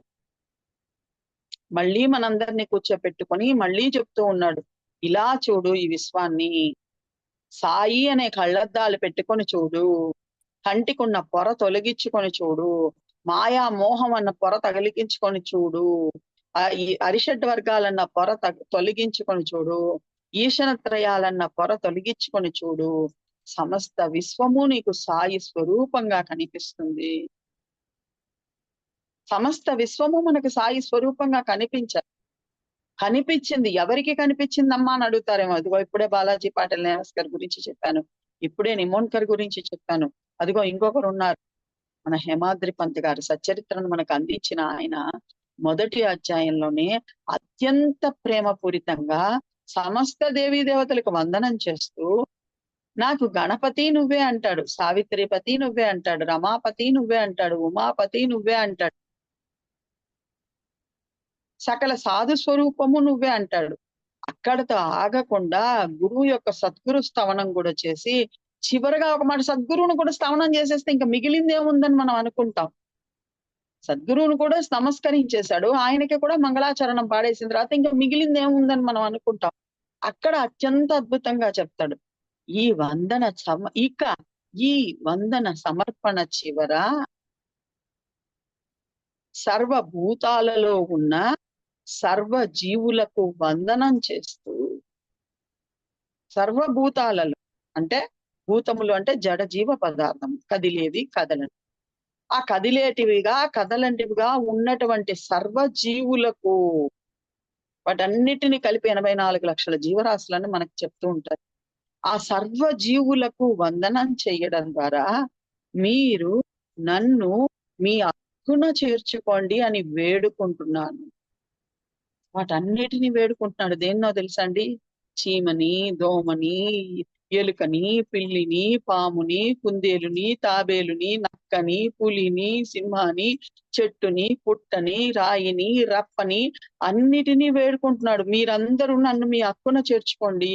ఎందువల్ల తెలుసా? నాకు ఇప్పుడు అర్థమైంది, మీకు నాకు ఎలాంటి భేదం లేదు, మనందరం ఒకే చైతన్యాంశం నుంచి వచ్చిన వాళ్ళం, ఒకే చైతన్యాంశతో పోషించబడుతున్న వాళ్ళం, ఒకే చైతన్యాంశంలో మళ్ళీ కలిసిపోయేటటువంటి వాళ్ళం. మనకు మరణమే లేదండి. 10వ అధ్యాయంలో అద్భుతంగా చెప్తాడు, 19లో చెప్తాడు, మనకి మరణం ఎక్కడ ఉంది? ఎందులో నుంచి వచ్చాం? సాయిలో నుంచే బయటికి వచ్చాం. ఎందులో ఉన్నాం? సాయిలోనే ఉన్నాం. ఎందులో కలిసిపోతాం? సాయిలోనే కలిసిపోతాం. సముద్రం ఉంది, మహాసముద్రం, మనందరికీ తెలుసు మహాసముద్రం. సముద్రంలో ఎన్ని జలచరాలు ఉన్నాయండి? ఎక్కడి నుంచి పుడుతున్నాయి అవి? సముద్రంలోనే పుడుతున్నాయి. ఏది పోషిస్తున్నది? సముద్రమే పోషిస్తున్నది. ఎక్కడ చనిపోతున్నాయి? బయటికి ఏమన్నా వస్తున్నాయా? లేదు, సముద్రంలోనే చనిపోతున్నాయి.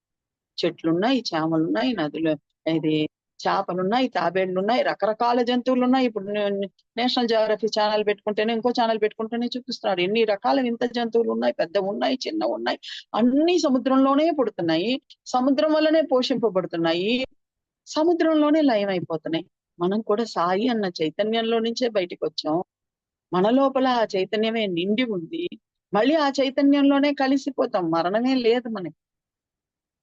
నువ్వు ఎలా వచ్చావో, ఆ చెట్టు అలా వచ్చింది, ఆ పుట్ట అలా వచ్చింది, ఆ కుక్క అలా వచ్చింది, ఆ పంది అలా వచ్చింది, ఆ కుష్ఠరోగిష్ఠుడు అలా వచ్చాడు, ఆ పని చేసే ఆమె అలాగే వచ్చింది. ఎవరికి భేదం ఉంది? అందరం పంచభూతాలు ప్లస్ చైతన్యం, పంచభూతాలు ప్లస్ చైతన్యం. ఈ నామం రూపం చూసి భ్రమపడుతున్నాం. కానీ ఇంత అద్భుతంగా ఒక్కొక్క నామాన్ని ఒక్కొక్క రూపాన్ని చెక్కిన వాడిని చూడడం లేదు. వాడి సౌందర్యం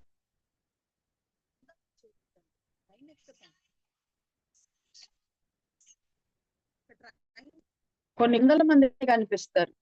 వాళ్ళని చూసి విసుక్కుంటాం. అసలు ఎంత అద్భుతంగా ఒక్కొక్కరిని తయారు చేశాడు ఆలోచించి చూడండి. ఒక్కొక్క నామం, ఒక్కొక్క రూపం ఎంత అద్భుతంగా తయారు చేశాడు. ఒక పెళ్లికి వెళ్తాం, ఆ నగలు చూసి భ్రమపడిపోతుంటారు ఆడవాళ్ళు. మగవాళ్ళు కూడా వాడికి అంత స్టేటస్ ఉంది నాకు లేదని ఇవే సరిపోతాయి. అసలు అన్ని రూపాలు, అన్ని నామాలు ఎలా సృష్టించాడు. హౌ హౌ హౌ అని ఆశ్చర్యపోవాలి కదా, అబ్బురపడిపోవాలి కదా, ఆనందపడిపోవాలి కదా. తండ్రి ఏందయ్యా నువ్వు ఇలా ఉన్నావేందయ్యా. ఆలోచించి చూడండి. భోంచేసే వాళ్ళనే, వడ్డించే వాళ్ళనే చూస్తాం. ఆకులెత్తడానికి ఒకరిని రెడీగా పెట్టాడు. వాళ్ళల్లో కూడా సాయిని చూడు. వెళ్తాం మనం అందరం హోటల్కి వెళ్తాం, సర్వర్కి 20 రూపాయలు టిప్స్ ఇస్తాం. నువ్వు తినిన తర్వాత నీ ప్లేట్లు ఎత్తే ఆమెకు ఒక 10 రూపాయలన్నా ఇచ్చొస్తున్నావా?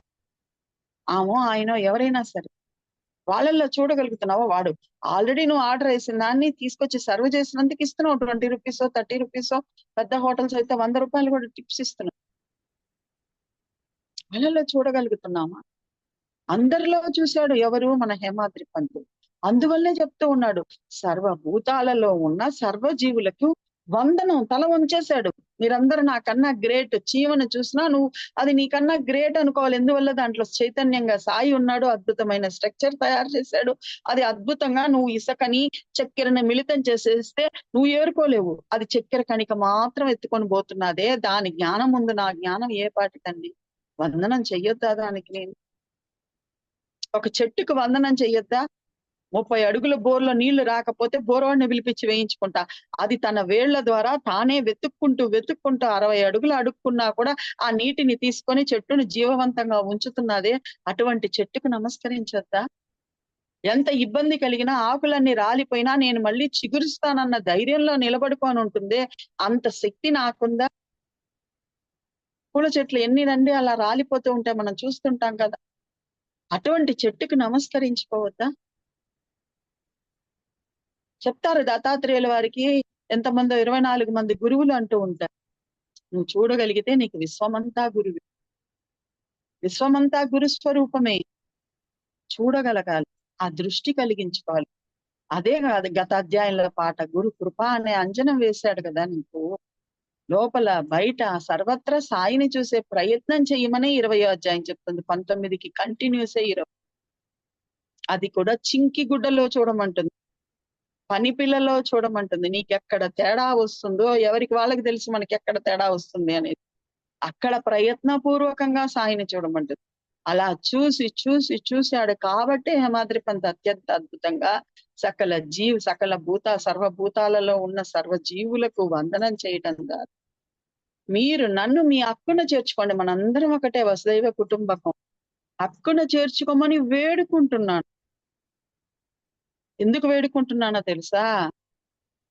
ఇలా వందనం చేయడం ద్వారా విశ్వం లోపల బయట ఒకే రూపంగా, నా లోపల బయట, ప్రతి జీవి లోపల బయట ఒకే రూపంగా అభేదాత్మగా ఉన్న విశ్వంభరుడు ఈ విశ్వాన్నే అంబరంగా ధరించేశాడు. మనందరికీ తెలుసు బాబా పొడుగాటి కఫ్నీ ధరిస్తాడు. మనందరం చూస్తున్నాం, బాబా అంటేనే పొడుగాటి కఫ్నీ ధరిస్తాడు. ఆ పొడుగాటి కఫ్నీలో ఒక్కొక్క నూలు పోగులం అండి మనందరం. ఒకరు ఎక్కువేముంది, ఒకరు తక్కువేముందండి. అందరం ఆ కఫ్నీలో అతుక్కొని ఉన్న నూలు పోగులమే. ఈ విశ్వాన్ని అంబరంగా ధరించాడంట ఆయన. అంబరం అంటే ఏంటి? వస్త్రంగా ధరించాడు. ఈ విశ్వమే వస్త్రం ఆయనకి. సూర్యచంద్రాదులు, గ్రహాలు, నక్షత్రాలు, పిపీలికాంతలు అన్ని ఒక్కొక్క పోగుగా ఉన్నాయి. నేను కూడా ఎక్కడో ఆ కాలు దగ్గర ఎక్కడో ఒక పోగుగా అతుక్కొని ఉన్నానండి. ఈ భావన చేయండి ఎంత అద్భుతంగా ఉంటుందో. వెంకటరమణమూర్తిని చూస్తాం మనం, తిరుమల వెంకటేశ్వరుని చూస్తాం. బ్రహ్మాండంగా కాసుల పేరేసి ఉంటారు. ఇక్కడి నుంచి మొత్తం కింద దాకా వస్తుంది. ఆ కాసుల పేరులో ఉన్న ఒక్కొక్క కాసు మనందరం అండి. ఎవరు గొప్పే ఉంది, ఎవరు తక్కువే ఉందండి. ఆలోచించి చూడండి. అందులో ఉన్న ఒక మణి ఒకరు ఒక వజ్రం ఒకరు, ఒక వైడూర్యం ఒకరు, అంతేనండి. తేడా ఏమీ లేదండి. అన్నిటిని కలిపి మాలగా వేసుకొని ఉన్నాడండి వెంకటరమణమూర్తి. మన అందరినీ విశ్వానంతా కలిపి కఫ్నీగా ధరించున్నాడండి సాయినాథుడు. ఈ భావన కలిగించుకోవడమే ఈ ఈశావాస్య ఉపనిషత్తు యొక్క అద్భుతమైన అర్థం అండి. అది ఎప్పుడు కలుగుతుంది? నీ భావం బలీయమైనప్పుడు మాత్రమే కలుగుతుంది. అందరిలో ప్రయత్నపూర్వకంగా సాయిని చూడాలి. ఎందుకు చూడాలి? అది కూడా ఇచ్చేస్తుంది. సచ్చరిత్ర అది కూడా ఇచ్చేస్తుంది. చూడలేదా నీకు కర్మాచరణ తప్పదు, జన్మ పరంపర తప్పదు. ఎత్తుతూ ఉండాల్సిందే. పునరపి జననం, పునరపి మరణం, పునరపి జననీ జఠరేసై. వాళ్ళు చేస్తున్న పనులతో నీకు అవసరం లేదు. ఎవరు ఎలా చేసుకుంటే అలా అలా ఫలితాన్ని అనుభవిస్తారు. నా ఈ మాటలు గుర్తుంచుకున్న వారు ఎనలేని సుఖాన్ని పొందుతారబ్బా. ఎనలేని సుఖాన్ని ఇవ్వడానికి సాయినాథుడు వచ్చాడండి. ఎనలేని ఆనందాన్ని ఇవ్వడానికి వచ్చాడండి. అందరూ సాయియే అనుకున్నప్పుడు నా మనసు ఎక్కడికి పోదండి, ప్రశాంతంగా ఉంటుంది, ఆనందంగా ఉంటుందండి. తేడా వచ్చినప్పుడే మనసు అల్లకల్లోలం అవుతుందండి. ఆ తేడా లేకుండా మనం అందరిలో సాయినే చూడాలని, సాయినే దర్శించాలని, ఉన్నదంతా సాయి ఒక్కడు తప్ప వేరే లేదని, వాళ్ళు చేస్తున్న కర్మలకి, ఎందుకంటే మనకి ఇదే 20 అధ్యాయంలో అత్యంత అద్భుతంగా చెప్తాడు. ఆత్మ అభిన్నం. ఆత్మకు మనం చేసే కర్మాలతో, పాప పుణ్యాలతో ఎటువంటి సంబంధం లేదు. ఎన్నోసార్లు నేను చెప్తుంటా కరెంటు ఉదాహరణ మీకు అందరికీ. రామకృష్ణ పరమహంస చెప్తాడు అత్యంత అద్భుతంగా. ఒక లైట్ కింద కూర్చొని నువ్వు కూరగాయలు తరుక్కో, మంచి సద్గ్రంథం చదువు, ఒక హత్య చెయ్యి, ఆ లైట్కి ఎటువంటి సంబంధం ఉండదు, సాక్షిగా చూస్తూ ఉంటుంది. అలాగే ఆత్మకు ఎటువంటి సంబంధం లేదు నువ్వు చేస్తున్న కర్మలకి. సాక్షీభూతంగా చూస్తూ ఉంటూ నీకు దానికి తగిన ఫలితాన్ని ఇస్తూ ఉంటుంది. గుర్తుపెట్టు. ఆత్మ ఎప్పుడు కూడా పవిత్రమైనది, గుర్తుపెట్టుకో. అద్భుతమైన చైతన్యవంతమైనది, గుర్తుపెట్టుకో. నీ మేలును కోరుకునేది, గుర్తుపెట్టుకో. లోపల ఉంటూ నువ్వు తప్పులు చేస్తూ ఉంటే హెచ్చరిస్తూ ఉండేది, గుర్తుపెట్టుకో. ఎప్పుడు దాని మాట వినడం మొదలు పెడతామో ఆ క్షణం నుంచి మనకు సత్ప్రవర్తన కలిగి ఉండడానికి సత్స్ఫురణలు మాత్రమే ఇస్తూ మనల్ని మార్గదర్శిగా నడుపుకుంటూ వెళ్ళేది ఆత్మ.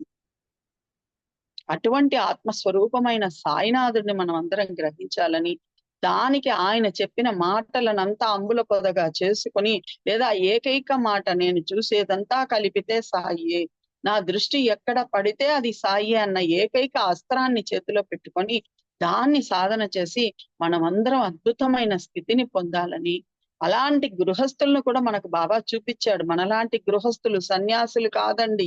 నేవాస్కర్కి 2 భార్యలు పిల్లలు ఉన్నారు. నిమోన్కర్ గారికి భార్య బిడ్డలు ఉన్నారు. సన్యాసులు కాదు, ఎక్కడికి సన్యసించి వెళ్ళిపోలేదు వాళ్ళంతా. బాబాతో సాంగత్యం నెరపగా ఎప్పుడు నేను చెప్తూ ఉంటాను మీకు ఒక మాట, అయస్కాంతంతో సాంగత్యం నెరిపిన ఇనప ముక్క అయస్కాంతంగా మారిపోగలిగినప్పుడు, సాయితో సాంగత్యం నెరపగా మనం కూడా సాయి స్వరూపులం అయిపోతాం. సాయి స్వరూపులం అంటే ప్రేమ స్వరూపులం అయిపోతాం. ఈ విశ్వాన్నంతా ప్రేమిస్తాం. తద్వారా ఈ విశ్వానికి ప్రేమనే అందిస్తాం. అటువంటి ప్రేమతో మనం ఉన్నప్పుడు మన చెయ్యి పట్టుకొని సాయే నడిపించుకుంటూ అంతిమ సమయంలో కూడా మనల్ని తనలో తీసుకెళ్లిపోతాడు. కాబట్టి అటువంటి సాయినాథుడి అనుగ్రహం మనందరి మీద నిండుగా మెండుగా ఉండాలని ఆ సాయినాథుడిని వేడుకుంటూ, ఇటువంటి అద్భుతమైన ఆలోచన వైపు, చింతన వైపు మరలించిన రమేష్ అన్న పాదాలకి, ఈ అవకాశాన్ని నాకు ప్రసాదించిన నరసింహరావు దంపతుల పాదానికి, ఓపికగా విన్న మీ అందరి పాదాలకి వందనం చేస్తూ, శ్రీ సచ్చిదానంద సమర్థ సద్గురు సాయినాథ్ మహారాజ్ కి జై. మళ్ళీ ఒక్కసారి ఫస్ట్ పాడిన ప్రార్థనే పాడి ముగిస్తానండి. ఎందుకంటే ఆ 5 స్టెప్పులు మనం పొందినప్పుడే అద్భుతమైన సాయి తత్వం, ప్రేమతత్వంలో ఉన్నట్టు అర్థం. కాబట్టి సకల దేవతలు సాయి స్వరూపమే. సకల దేవతా స్వరూప శ్రీ సాయినాథ నమోస్తుతే నమోస్తుతే. సకల సాధు సత్పురుషులు సాయినాథుడి స్వరూపం. సకల సాధు స్వరూప శ్రీ సాయినాథ నమోస్తుతే నమోస్తుతే. సకల జీవులు సాయి స్వరూపం. అది మనుషులు కావచ్చు, పక్షులు కావచ్చు, జలచరాలు కావచ్చు, అన్నిటిలో చైతన్యంగా నిండి మిగిలి ఉన్నవాడు సాయినాథుడు. కాబట్టి సకల జీవస్వరూప శ్రీ సాయినాథ నమోస్తుతే నమోస్తుతే. మరి అందరిలో ఉంటూ ఆ కర్మలు, చెడు కర్మలు కూడా చేయించేది ఆయన కాదు. హృదయంలో ఉంటూ సత్కర్మల వైపు నడిపించేవాడు సాయినాథుడు. కాబట్టి సకల హృదయ నివాస శ్రీ సాయినాథ నమోస్తుతే నమోస్తుతే. సో ఈ 4 మెట్లు అయిపోయాక పైన బొమ్మల కొలువులో పైన ఒకే ఒక దేవతను పెడతామండి, అందరికీ తెలుసు. అలా ఒకే ఒక దేవత మన సాయినాథుడు. విశ్వాత్మక స్వరూప అంటే ఈ గ్రహాలు, నక్షత్రాలు, పాలపుంతలు, ద్వాదశాదిత్యులు మొత్తం ఏదైతే ఉందో ఈ విశ్వమంతా ఆత్మస్వరూపంగా నిండినవాడు. కాబట్టి విశ్వాత్మక స్వరూప శ్రీ సాయినాథ నమోస్తుతే నమోస్తుతే. అటువంటి అద్భుతమైన స్థితికి తీసుకెళ్లేదే ఈ ఈశావాస్య ఉపనిషత్తు. కాబట్టి అటువంటి 20వ అధ్యాయాన్ని బాబా స్ఫురణ ఇచ్చిన మేరకు, రమేష్ అన్న నేర్పించినంత మేరకు చెప్పుకోగలిగాం. కాబట్టి అందరి పాదాలకు వందనం చేస్తూ శ్రీ సచ్చిదానంద సమర్థ సద్గురు సాయినాథ్ మహారాజ్ కి జై. కొంచెం సమయం ఎక్కువైనట్టుందండి.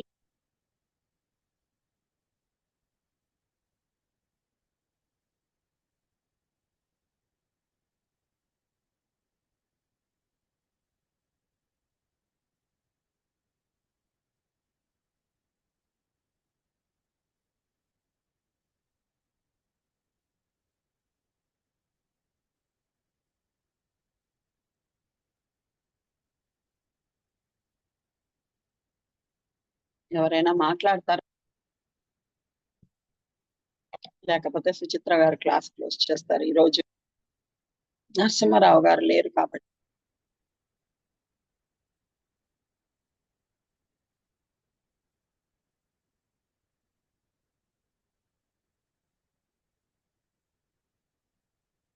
శ్రీనివాసరావు గారు, రమాదేవి గారు, వసుంధర చెప్పం. వసుంధర చెప్పండి దేవి.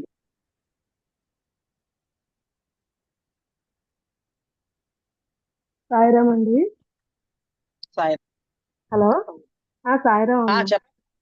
సాయిరామ్ సాయిరామ్ అమ్మా, అదే ఇన్ని వారాలు విన్నాము, అదంతా ఒక ఎత్తు. ఈ వారం విన్నది ఒక ఎత్తు అమ్మ. అంటే ఇన్నాళ్ళుగా చెప్పింది కూడా 21వ అధ్యాయం చెప్తున్నారు.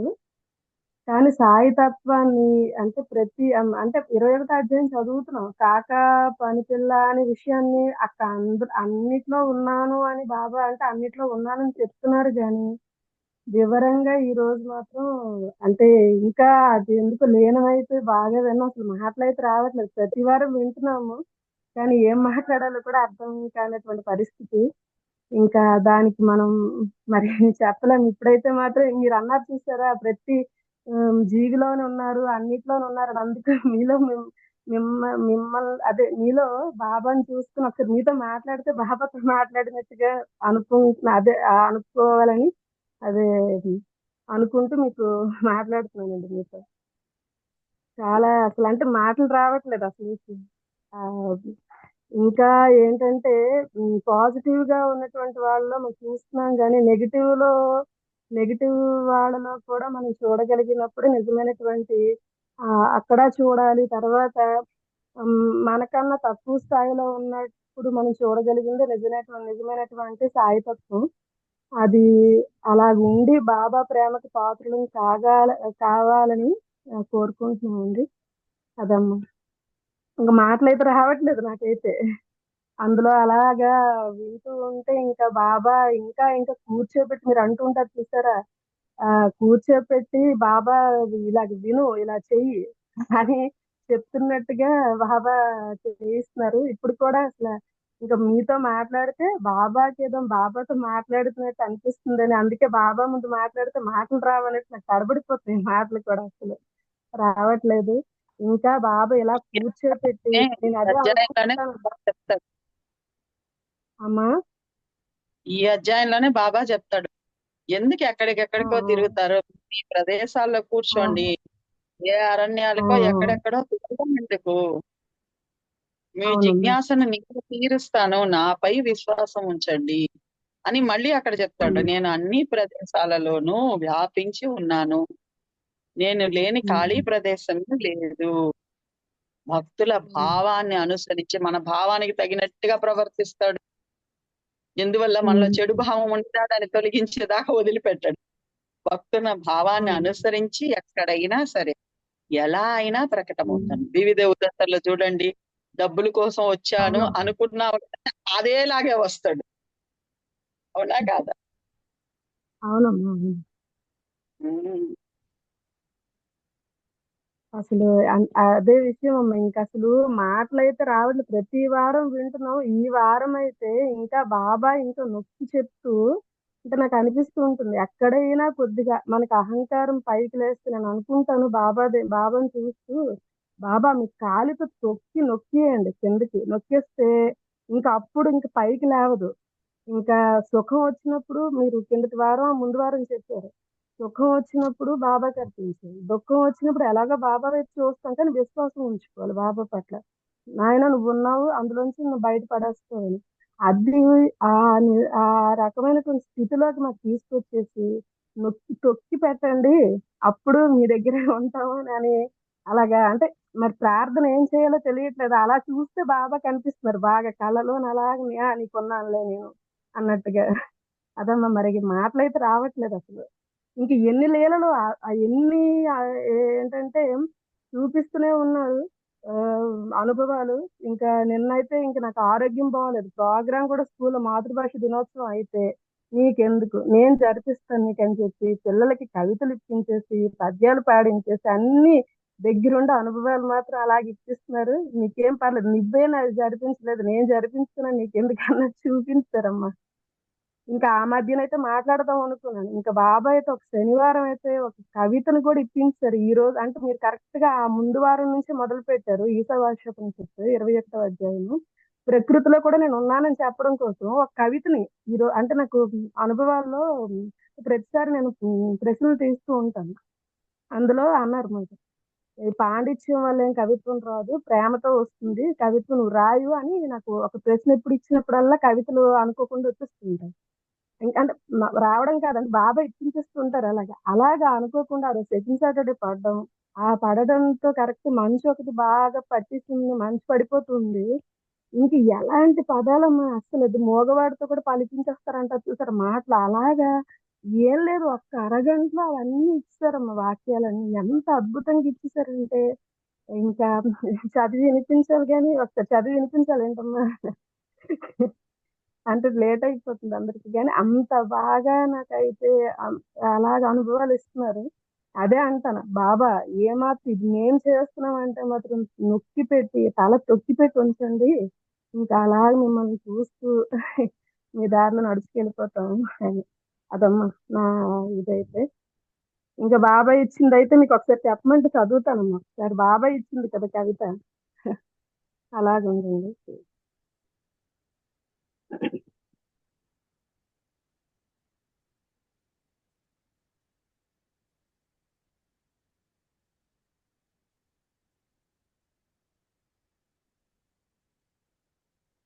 నేను ప్రకృతిని ఆరాధిస్తున్నాను. ప్రకృతి అందాల వెనుక ఉన్న మర్మ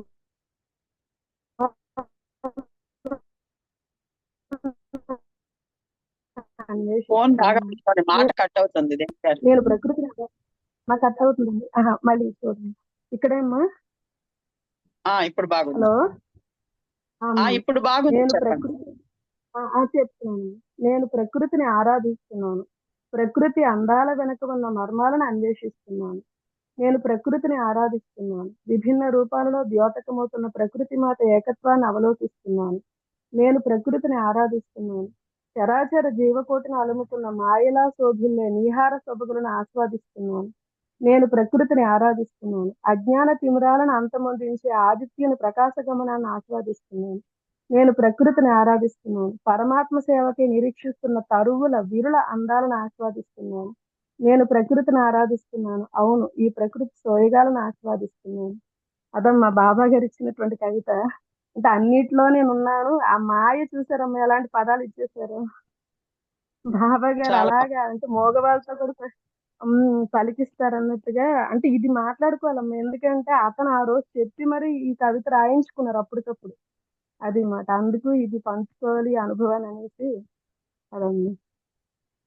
సాయిరామ్. సాయిరామ్. సాయి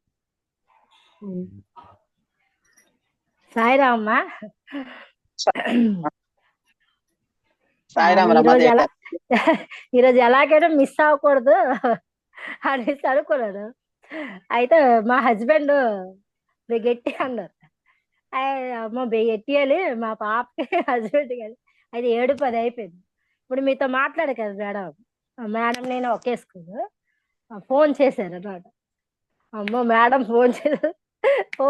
ఆ మేడం గారు ఫోన్ ఎత్తలేదు, కట్ చేసి కబ మీద ఆన్ చేస్తాను కానీ చెవులతో విన్నాను అనమాట. అయితే మీరు మాట్లాడినప్పుడు ఆ వంట చేస్తూ వినొచ్చు, పడుకుంటూ వినొచ్చు, కూర్చొని వినొచ్చు, ఏదో ఒకటి వినడం జరుగుతుంది అక్కడ అన్నారు. అదే నాకు నేనే ఫస్ట్ నవ్వుకున్నాను. ఇది ఫస్ట్ టైం అమ్మా. అంటే ఈరోజు వంట చేస్తూ మీది విన్నాను అనమాట.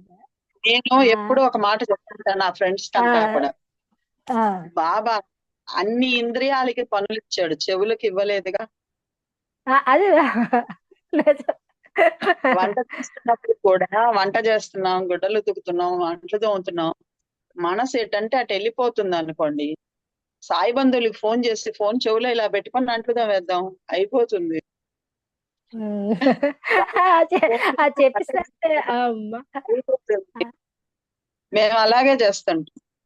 హాయిగా ఏదైనా ఒక లీల మాట్లాడుకుంటూ పనులు చేసేసుకుంటాం. అదే పనులు మొత్తం అద్భుతంగా మాట్లాడుకుంటాం. అది మొత్తం పని అంతా అయిపోయింది. ఈ రోజు అయితే మిస్ అవ్వలే, అన్ని చక్కగా విన్నాను. అయితే మీరు స్టార్టింగ్ చెప్పారు, 5 ఫ్లోర్ ఎక్కిపోతాను, అంతా చూస్తాను, అంతా సాయే, వస్తాను 206 వచ్చి మాట్లాడతాను హాయిగా, వాళ్ళు వీళ్ళు సాయి తేడా ఒకటి కనిపించింది. మళ్ళీ కుష్ఠరోగి చెప్పారు కదమ్మా, అయితే ఆవిడ అసహించుకున్న తర్వాత మళ్ళీ సెకండ్ టైం అతను పిలిచారు, కూర్చోబెట్టారు. ఏం తెచ్చావంటే ఇచ్చారు. ఆ ఒక వర్డ్ వాడారు మీరు, ఏహ్య భావం. మీరు ఉన్నటువంటి ఏహ్య భావాన్ని వదిలిపెట్టాలనేసి ఆ వర్డ్ అంత అంటే ఉంటది ఎక్కడ అమ్మా, ఉంటది. చెత్త బండి అమ్మా, చెత్త వేయడానికి వెళ్ళినప్పుడైనా చెత్త బండి నశించుకుంటాము, ఒక ముష్టివాడికి వేసినా అంటే ఈ రోజు మీరు ఎలా చెప్పారంటే, అంటే బుక్ కాదు, చదివింది కాదు, చూసింది. మనం చూసేది ప్రతి దాంట్లో కూడా చదివిన దాన్ని చూసే దాంట్లో ఇంప్లిమెంట్ చేసుకోవాలి కదా. అది చేసుకోవాలి. బీటెక్ చదివాడు, వాడికి ఐటీ ఉద్యోగం రాకపోతే వాడి చదువు వేస్టే కదా. అట్లా చదివాను, ఆచరణలో పెట్టకపోతే వేస్టే కదా. అంతే కదమ్మా. మరి ఇంకోటి చెప్పారు కదమ్మా, ద్రోణాచార్యుడు అర్జునుడి ఒక చెడు అట్నుంచి వస్తుంది అంటే, యాక్చువల్గా మీరు చెప్పింది ఏంటి, అగ్ని అనేది ఒక చెడు అనుకోండి, ఒక చెడు, దాన్ని వర్షం అనే మంచితో ఆపు. నువ్వు కోపడ్డావు అనుకో, కోపానికి ఇంకేటి ఉంటది, కోపం పెరుగుతుంది. అంటే నేనైతే అది అర్థం చేసుకున్నాను. అంటే మీరు అంతే కదమ్మా. ఖచ్చితంగా అదే కదా. ఎందుకంటే అట్నుంచి కోపం వచ్చి నువ్వు కోపపడితే కోపం పెరుగుతుంది. అక్కడి నుంచి వచ్చిన అగ్నిని నువ్వు చల్లార్చాలంటే వర్ష రూపంలోనే బాణాన్ని వేయాలి. అదొకటి బాగా చెప్పారమ్మా. లాస్ట్ వన్, అతని యొక్క శరీర వస్త్రంలోని మనం ప్రతి కూడా ఒక నూలు పోగు, ప్రతి ఒక్కరం కూడా ఒక నూలు పోగు. అంటే మరి మీ చేత మరి బాబా గారు ఎలా పలికించేస్తారు తెలియట్లేదు. అంటే సచ్చరిత్ర అనేది అలా చరిత్ర చదువుకొని వెళ్ళడం వేరే, ఎలా పలికిచ్చేస్తున్నారు మీ చేత తెలియట్లేదు. 1 గంటన్నర అయినా సూపర్, తిరగలేదు. కాదమ్మా చాలా ఏడుపు వచ్చింది మీరు చెప్తున్న ప్రతిదీ కూడా గొప్ప. నాకు మధ్యలో ఒక భావోద్రేకం ఫీల్ అయ్యాను. ఇంత హార్ట్ టచింగ్ ఇలా ఉండాలా ఒక మనిషిని. అంటే ఒక రోడ్డు మీద వెళ్ళే కంపు కొట్టే వ్యక్తి అనుకోండి, ఇప్పుడు మీరు బస్సు చెప్పారు, బస్సులో ఒక అసహ్యంగా ఉండొచ్చు అంటే అంటనే మనకి స్ఫురణ వచ్చేయాలి, దిస్ ఈజ్ నాట్ కరెక్ట్, అతను మనిషే నేను మనిషే. అది అంత మీరు చెప్తున్నంత కూడా నాకు ఒక మూవీ పిక్చర్ లాగా కనిపించింది. అలా ప్రతిదీ అనమాట. అయితే మారాలి, మనం ఇంకా మారాలి, మనం నేర్చుకోవాలి. ఉమాదేవి గారు, టైం లేక నేను చెప్పట్లేదు కానీ ఇది బాబా ఇంప్లిమెంట్ చేయించాడు. Kushal Yes, Chand sir. అని ఒక ధనవంతుడు, ఒక మార్వాడి వాడు కుశాల్ చంద్ బాబా దగ్గరికి వచ్చేవాడు. బాబా భక్తుడు. అతని ఇంటికి ఒక నిమ్మ జాతీస్తుని పంపించాడు. వాడికి ఒళ్ళు బాగాలేదురా, వాడిని తీసుకెళ్లి నీ ఇంట్లో పెట్టుకొని ఒక అతిథి లాగా సేవ చేయమన్నాడు. వాళ్ళ ఇంటికి ఏ గొడ్ల చావిడిలోనో ఎక్కడో పెట్టలా, నట్టింట్లో హాల్లో మంచము పరుపు వేసి పడుకోబెట్టి అతనికి టైఫాయిడ్ అయితే అతనికి స్వయం మందులు అన్ని ఈ మార్వాడి అతనే ఇచ్చాడు. 1 నెల పాటు సేవ చేయించాడు బాబా. 1 నెల రోజులు. అసలు ఆ రోజుల్లో నేను చెప్పేది 100 years బ్యాక్, అటువంటి వాళ్ళని ఇంటి గడపన కూడా తొక్కనియని వాళ్ళని, అవునా కాదా, ఇంటి నట్టింట్లో మంచం పడుకోబెట్టి సేవ చేయించాడు బాబా. మరి మన అంబేద్కర్ గారికి అదే కదా మా అవమానం జరిగింది. మన బిఆర్ అంబేద్కర్ కే ఒక అవమానం జరగబట్టి రాజ్యాంగాన్ని రచించేశారు, ఒక రాజ్యాంగాన్ని. అలాగా మనకి జరిగినటువంటి ఒక అది చెడైన అక్కడ పోసాడు. వాళ్ళలో ఎంత ప్రేమ ఉండకపోతే వాళ్ళు చేస్తుంటారు, ఆలోచించండి. అంతే కదా. అందరిలో బాబా చేసే ప్రేమ లేకపోతే చేయగలమా? నువ్వు ఎట్లంటే అట్లా చేస్తే బాబాకి తెలిసిపోతుంది. ఎందుకు? మనందరి మనసులో ఆయనకి ప్రత్యక్షం. అయ్యో బాబా చెప్పాడని ముక్కు ఏడుస్తూ చేస్తాం మనం. అలా చేయకూడదు, ప్రేమతో చేయాలి. అసలు బాబా చరిత్ర అద్భుతం. మనసుల్ని మార్చేస్తాడు బాబా, ప్రేమమయంగా చేసి కానీ ఇది సత్యం. నిజం నిజం నిజం చాలా. అదే ఎందుకంటే మనం అంటే మనకి ఎవరో చెప్తారని కాదు, చెప్పే వాళ్ళ దగ్గర నేర్చుకోవడం మంచిది. ఇప్పుడు మీరు చెప్తున్నారమ్మా, మాకు తెలియదు. ఇప్పుడు అది మళ్ళీ చదివితేనే కూడా రాదమ్మా. నిజం చెప్తానే అనేదంత అనుభవం మనం ఒక అనుభవిస్తేనే వస్తుందని మనకు తెలుస్తుంది. ఎందుకంటే మీరు చెప్పే ప్రతి విషయం కోకాలలో దానికి ఒక లెక్క లేదు. ఎందుకంటే మీరు ప్రతిదీ కూడా ఒక అన్వయించి చెప్పుకుంటూ వెళ్ళిపోతుంటారు అందులోనే. అంటే ఆ ప్రతిదీ ఎరిగితే అంతా వాస్తవం అనిపిస్తుంది. ఇంత ఉందా, ఇంత నిజం ఉందా అంటే మనం ఎక్కడున్నామో అని ఒక ప్రశ్న వేసుకోవాలి. మనం ఎంత మారాలి, ఎంత మారితే మన లైఫ్ బాగుంటది, మన లైఫ్ బాగుంటే ఇతర లైఫ్ ఎలా ఉంటది. అది చాలా ఈరోజు విషయాలన్నీ కూడా అన్ని బయట అవుట్ ఆఫ్ వచ్చాయి. కానీ ఇంత మనం చూసి ఎక్కించుకోవట్లేదు. అదే వచ్చింది. మీరు ఎప్పుడైతే 5th floor మీరు 5th floor కి ఎక్కిపోయారో అయితే బాబా వీక్షిస్తారు చెప్పింది కాదు, నేను చేసినవే చెప్తాను. అదే అమ్మా నేను అంటుంది. మీరు ఫ్లై 4 అనేసరికి నేను ఊహించుకున్నాను మీరు వెళ్ళేటట్టు చూసేటట్టు అనేసి. అంటే నిజం ఎంత వాస్తవాలు ఉన్నాయో, వాస్తవాల్ని మనం గ్రహించలేకపోతాం. అంతే. ఇప్పుడు అంతా కూడా కలియుగం ప్రభావం లాగా ఏది అవాస్తవం అటువైపు మొగ్గు చూపేస్తాం, కానీ వాస్తవం వైపు రావాలంటే చాలా తపస్సు చేయాలి, ప్రయత్నిస్తూ ఉండాలి. అమ్మా సూపర్ అమ్మా ఉంటదా.